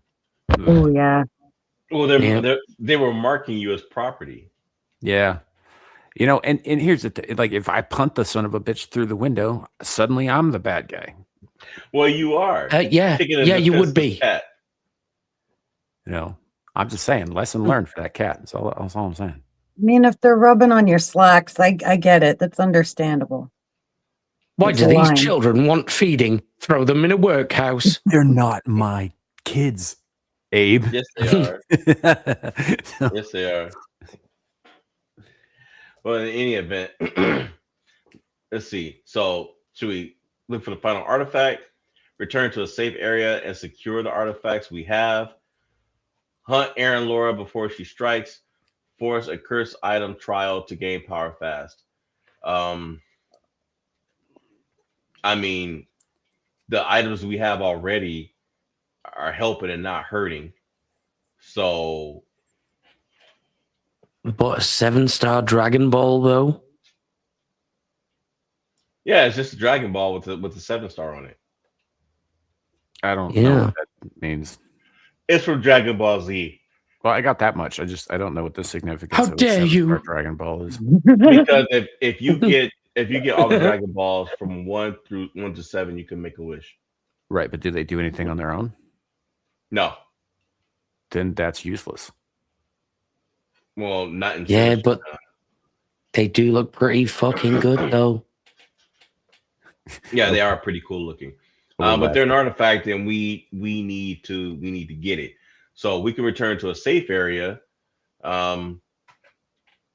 because it's up to you guys. We can search for the final artifact, but something tells me that doing that, we're going to find ourselves in one hell of a battle. Because I think Kohai is going to attack us, and I think we're going to run.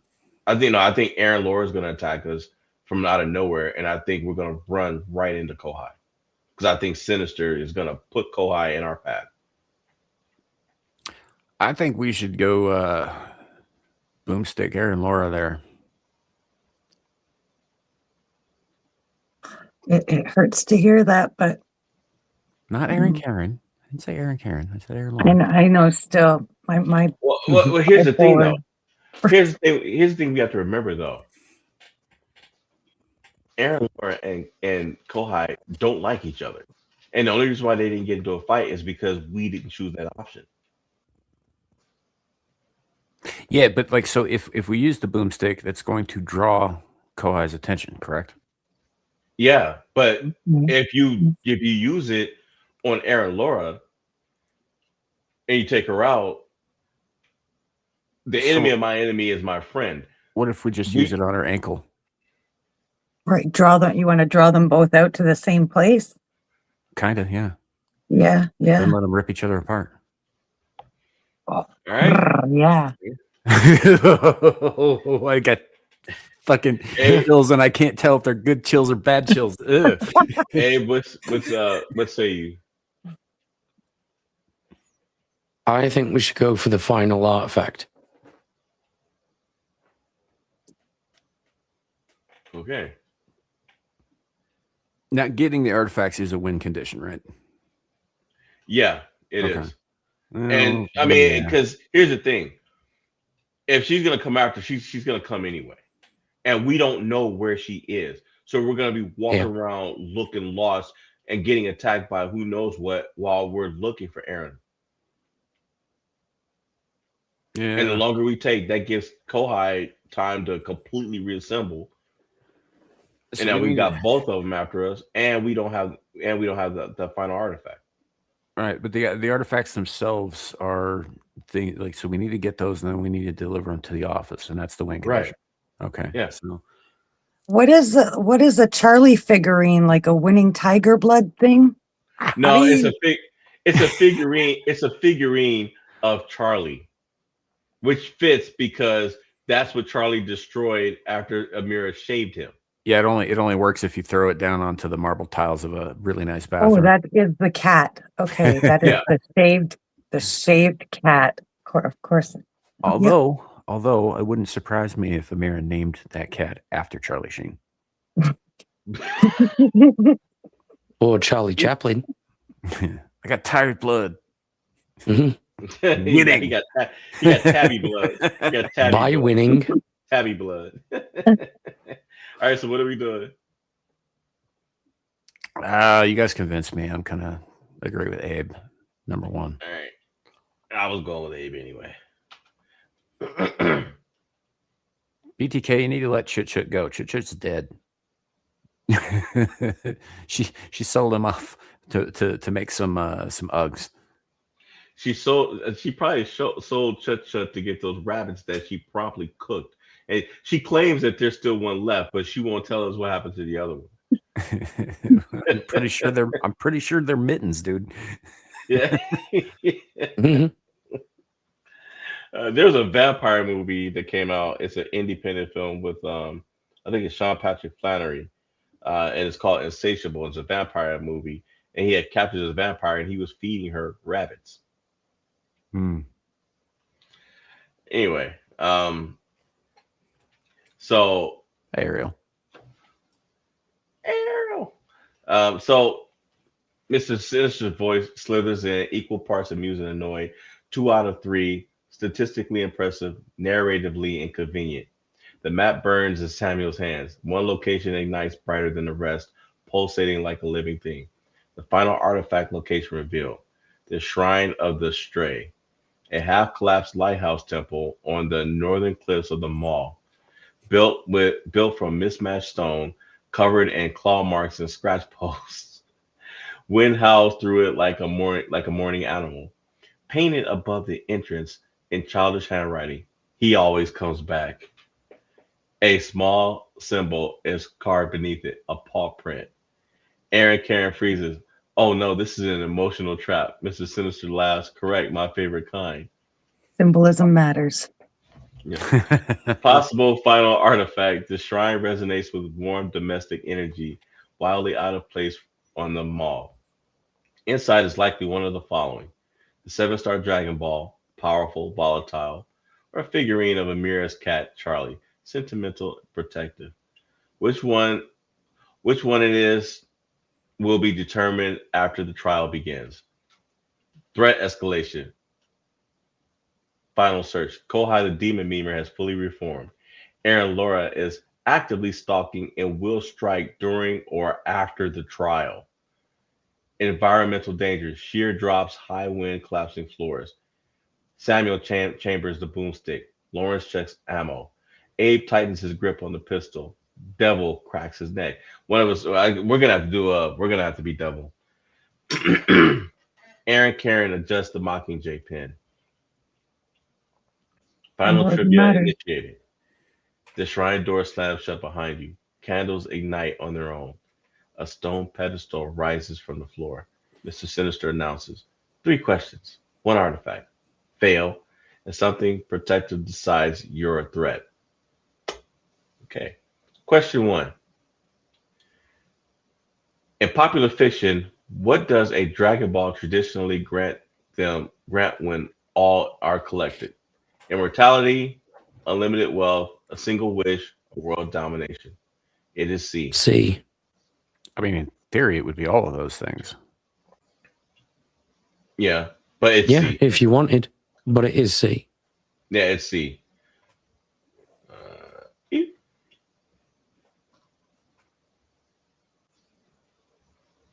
The candles flare blue, then settle. For a moment, the lighthouse, and we can not worry about that. Doesn't mean anything.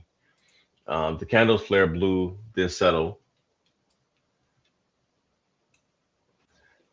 That's a good idea. Can she dox her enemies? That would have been a cool power if she could Aaron. Yeah. If you could dox Kohai yourself. Yeah, we just know where they are because you posted it on Instagram. Yeah. For a moment, the lighthouse feels safe, almost warm. Mr. Sinister clicks his tongue. Correct. One wish, usually wasted. The pedestal cracks slightly, revealing 2 silhouettes inside, one round and glowing faintly, the other small and feline. Only one will remain when the trial ends.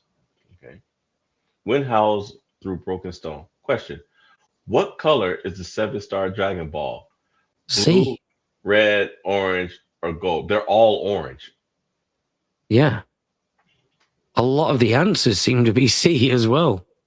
You could just Christmas tree this shit. Yeah. All right. Let's see. Let's skip down to the last one. All right. The candles all lean inward, flames bending towards the pedestal. Question: what is the defining trait of Shinron, the dragon summoned by the Dragon Balls? He grants wishes without limits. He enforces strict moral judgment. He can only grant wishes within his creator's power. He destroys those who summon him. It is C. Okay. Yeah.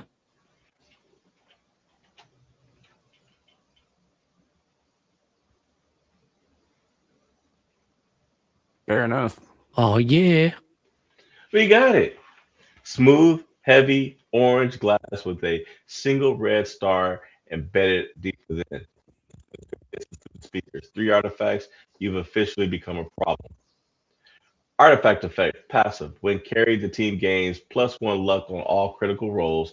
Once per game, the team may force a favorable coincidence. Must be delivered to Mr. Sinister's office to escape. Immediate consequences. The shrine begins to collapse. Outside boots crunch on stone. A familiar glitching laugh echoes. Kohai, the demon memer, stands at the lighthouse entrance, mask flickering between emojis and static. Above on a higher ledge, Aaron Laura watches, arms crossed, patient. So be good, for goodness sake. Whoa, Aaron is coming.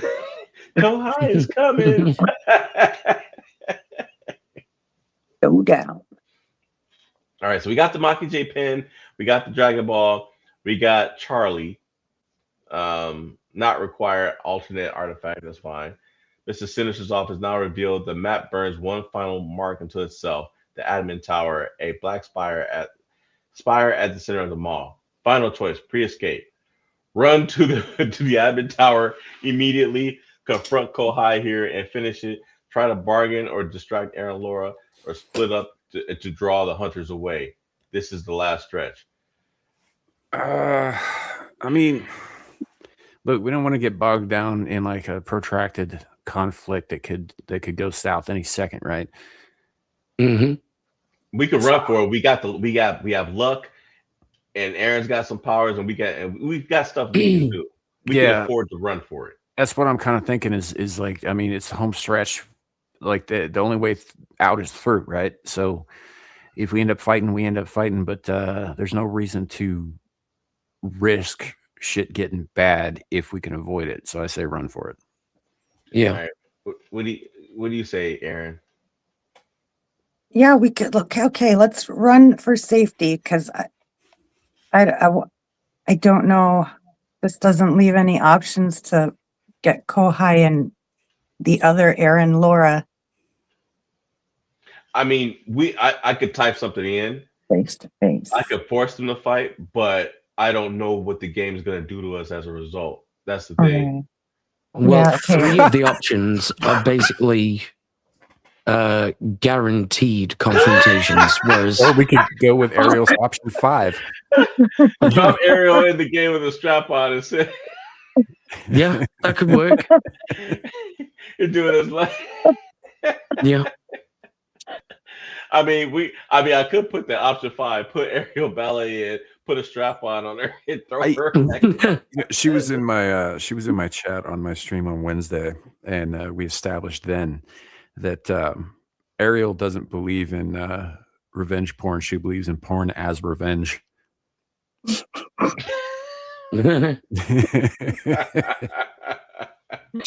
All right, well, let's make a run Jesus. for it. If we get caught, Yeah. we can throw Ariel at him. Yeah, let's go. All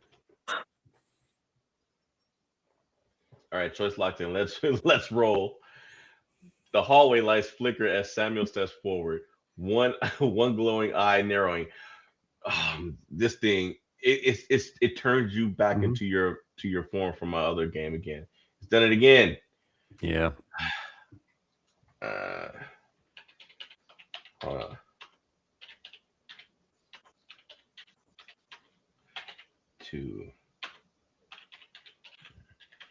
Do not use his.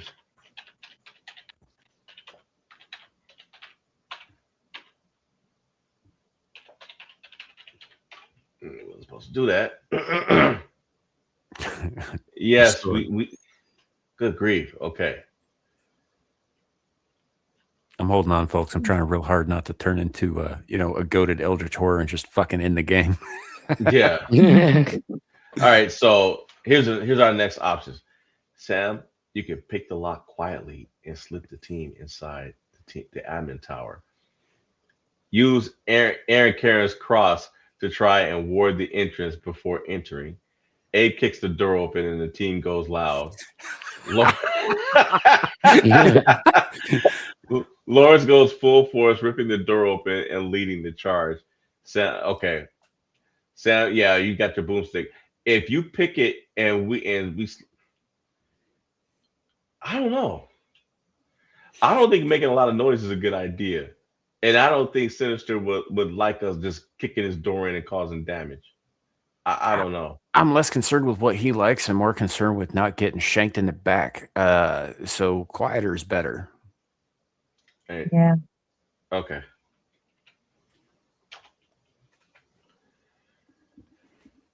Samuel kneels at the heavy steel door at the admin tower, lockpick in hand. Every muscle tenses. The fog outside presses in like it knows what's about to happen. Click, click. The lock resists. Of course, it's reinforced. Otherwise, it wouldn't be fun. He adjusts his grip. With one final twist, the lock snaps open quietly. The door swings just enough for the team to slip inside. The floor is polished black stone, reflecting the team like warped shadows. Flickering lights Mhm. cast strange, shifting shapes on the walls. At the far end of the hall, a massive black deck sits under the spotlight. Papers, chains, and occult symbols litter the surface. Mr. Sinister's chair is empty, but his laughter echoes through hidden speakers. Ah, the prodigal, the prodigal idiots have arrived at first. At last, welcome to my little office of horrors.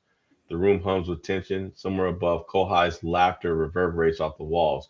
Aaron Laura's footsteps are just outside, silent but deliberate. Team status. Boomstick is ready for Samuel. Lockpick used successfully, fully human. A pistol ready. Lawrence rifle at the ready. Devil baton in hand, ready to improvise. Aaron carrying cross and Mockingjay pen active. Decision point inside the tower. Do we approach the desk carefully and try to locate Mr. Sinister or any clues about the final escape? Set traps around the room in case Kohai or Aaron Laura burst in. Scout the upper floors for artifacts, hidden weapons, or other surprises. Call out Mr. Sinister and force a dialogue.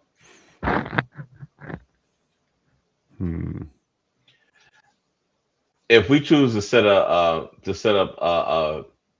a traps around the room, I've got a good idea that I'll throw in. Yeah, I don't know. I don't know, man.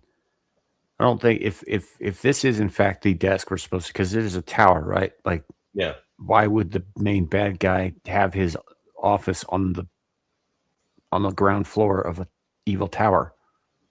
Yeah. So I'm not convinced that is his desk. I think that's a setup. Okay. So what do you want to do? I don't know. I think maybe the traps is a good idea, but I think that we should also be wary of traps already in place for us. That other surprises at the end of 3. Yeah, that's what I'm talking about, man. So I don't know. Yeah. I think scouting the upper floors and stuff. I think that's See, here's the thing too. Also, that we can do is when you look at the answers that's on there, we can do more than one. It will, because I have those other games that I play by myself with similar stories. We can pick more than one. We could say 1 and 2. 3.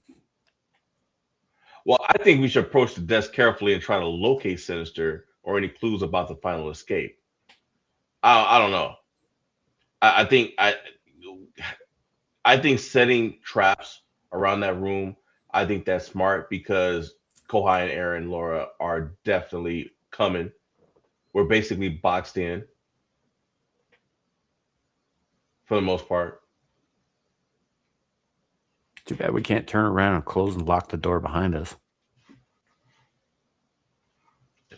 Call out Mr. Sinister and force a dialogue. Yeah, look, if I want to stay true to character, then I demand to have a dialogue Yep. with whoever's in charge here. Yeah, and that works to Aaron's bone. That works to her strength. We can set traps and then call him out. Yeah, we could do that. But this is why Karens are bad for everybody. Well, and not in this case. Oh, and by the And way, then we will protest. by the way, I read today that the term Karen Karens apparently are now have a younger version. Gen Zs are now calling them Jessicas. Jessica's. Okay. Jessicas. They're gonna Yeah. take hot chicks from us too. Well, Right? I guess that they're supposed to be young Karens, like Karens their age. So they're calling them Jessicas. Yeah, I don't know, man. That's the first I'm hearing of it. That seems kind of dumb, The Yeah. most famous Jessica I know is Rabbit. right? Yeah. But she probably met a mirror too. Jessica Chastain. I was thinking Jessica Oh. Alba. Yeah. So why don't we do this? Let's set a trap. Let's set the traps and then call out Mr. Sinister. Does that sound like a plan? All right. All right. Yeah.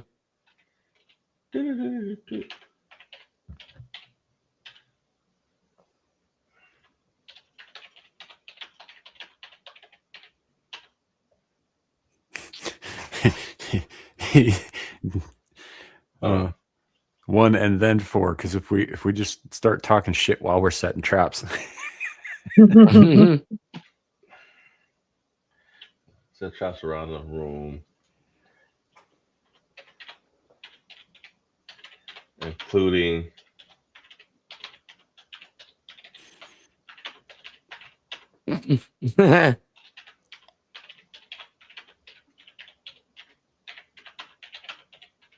Yeah. Yeah, Ariel can be a trap. Yeah. She's got a strap on, and it's a bad dragon. That's a trap and a half. Upon a giant. Yeah. That's why I said bad dragon. Yep.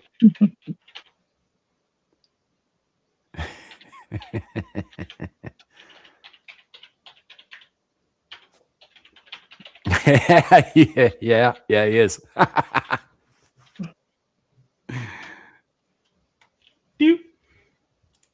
Oh, and you know who else goes down? Moves hands with thumbs towards herself and nods.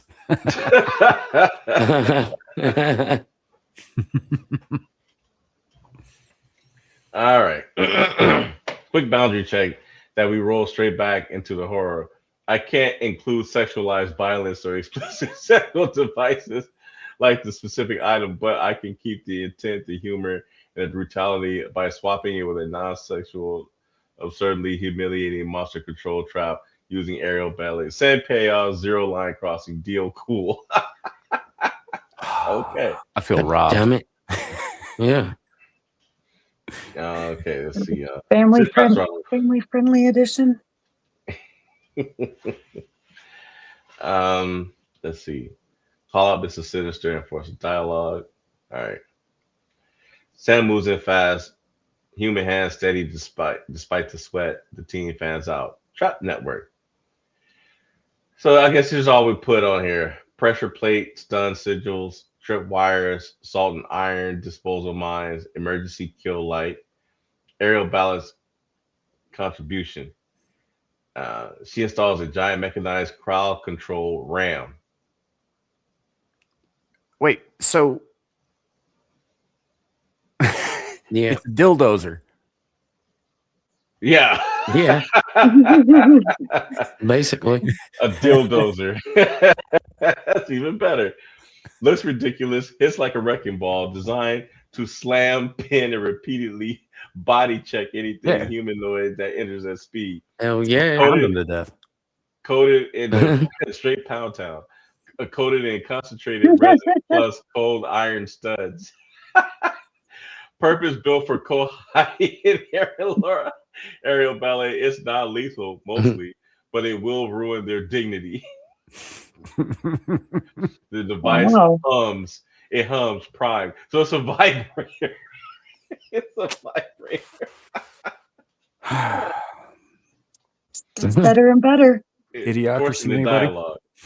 Lauren steps forward. Right. Lauren steps forward. Boots echoing. He doesn't shout. He doesn't threaten. He just looks like someone who expects an answer. Lawrence, Mr. Sinister, we're in your office. Your traps are gone. Your monsters are late, and I'm done playing. The lights flicker, then lock. A voice oozes from the walls, layered with static and mock applause. Mr. Sinister, professionalism. You soldiers are always so earnest. A file drawer slides open by itself. Inside, photos of the team taken inside the mall, some from angles that should be impossible. You've already met Kohai. Aaron Laura stalks because she enjoys it, but you, chuckle, you're here because I let you be. The temperature drops again, so ask your questions before the door opens. You have his attention, but not for long. Aaron, I think we should put specifically that you use your powers to force this guy to take this stuff and show us around the freaking mall. So we can do that. Demand the exit route out of the mall. Ask what Kohai really is and why she's so obsessed with the team. Call out Aaron Laura by name and try to bait her. Stall him while secretly signaling aerial ballet to reposition. Pick one. And yeah, this is about to go very wrong. This might be a good place to stop for the night. Yeah, we got about 10 minutes before we got to get to another show. Yeah, we'll Yeah. pick this back up next week. This is a good cliffhanger. Yeah. The Dildozer. I'm gonna write that down. Sinister 2, Dildozer. Oh, All right. I can't take credit for that. I stole it from a movie. All right, let's go. Of course. So guys, I guess you got 10 minutes. Do you guys want to go around or do we just want to cut it? We can go around. All right. I'm working on some stuff. I was going to go back to using Clipchamp for the videos I put out, but I decided to switch to something else because it glitches too much, too many problems, and I've found a better platform for my editing and video and stuff. So like I said, guys, I am working on more stuff. I'm writing some stuff, and just stay tuned for that. And I'll pass it to you, Aaron. I am Erin. You can find me here Friday nights and in the chat Saturdays. That's my outro. All right. Abe. Yep, you can find me on Twitter at Abe's Gonna Get You, and you'll see me on Beelzebub in probably 10 minutes or so. Indeed. Same here. I'll be on Beelzebub here shortly, although I might be a little bit late because I gotta, do things beforehand. But otherwise, Screaming Into the Void tomorrow afternoon. Possibly Exiled Lioness 2 after that tomorrow night. We'll see what happens. And most likely tomorrow night at some point, it might be kind of late, but we'll be getting back into, just recently started up a playthrough of Code Vein 2, which is kind of funny because I accidentally made my character look a little bit like Amira, so I just named her Amira. It's a whole world of vampires. It's the thing. Anyway. Nice. So, and then, other than that, I've got Stream of Conscious on Adam the Renaissance Nerd's channel on Monday, and then game streams and shit until we're back here next week for more Abyssal Musings. That's about it. This has been fun. This has been a good night tonight. Thanks for hanging out with us, chat. You guys are awesome. And panel's awesome. Larry, shout out to Larry for putting all this shit together for us. He makes this show happen. Larry. Mhm. Yep. And that's about it. I think that's all we got. So have a great night, everybody. And remember, it could always be worse. It could be raining flaming cobras in Minneapolis. Have a great Bye. Bye.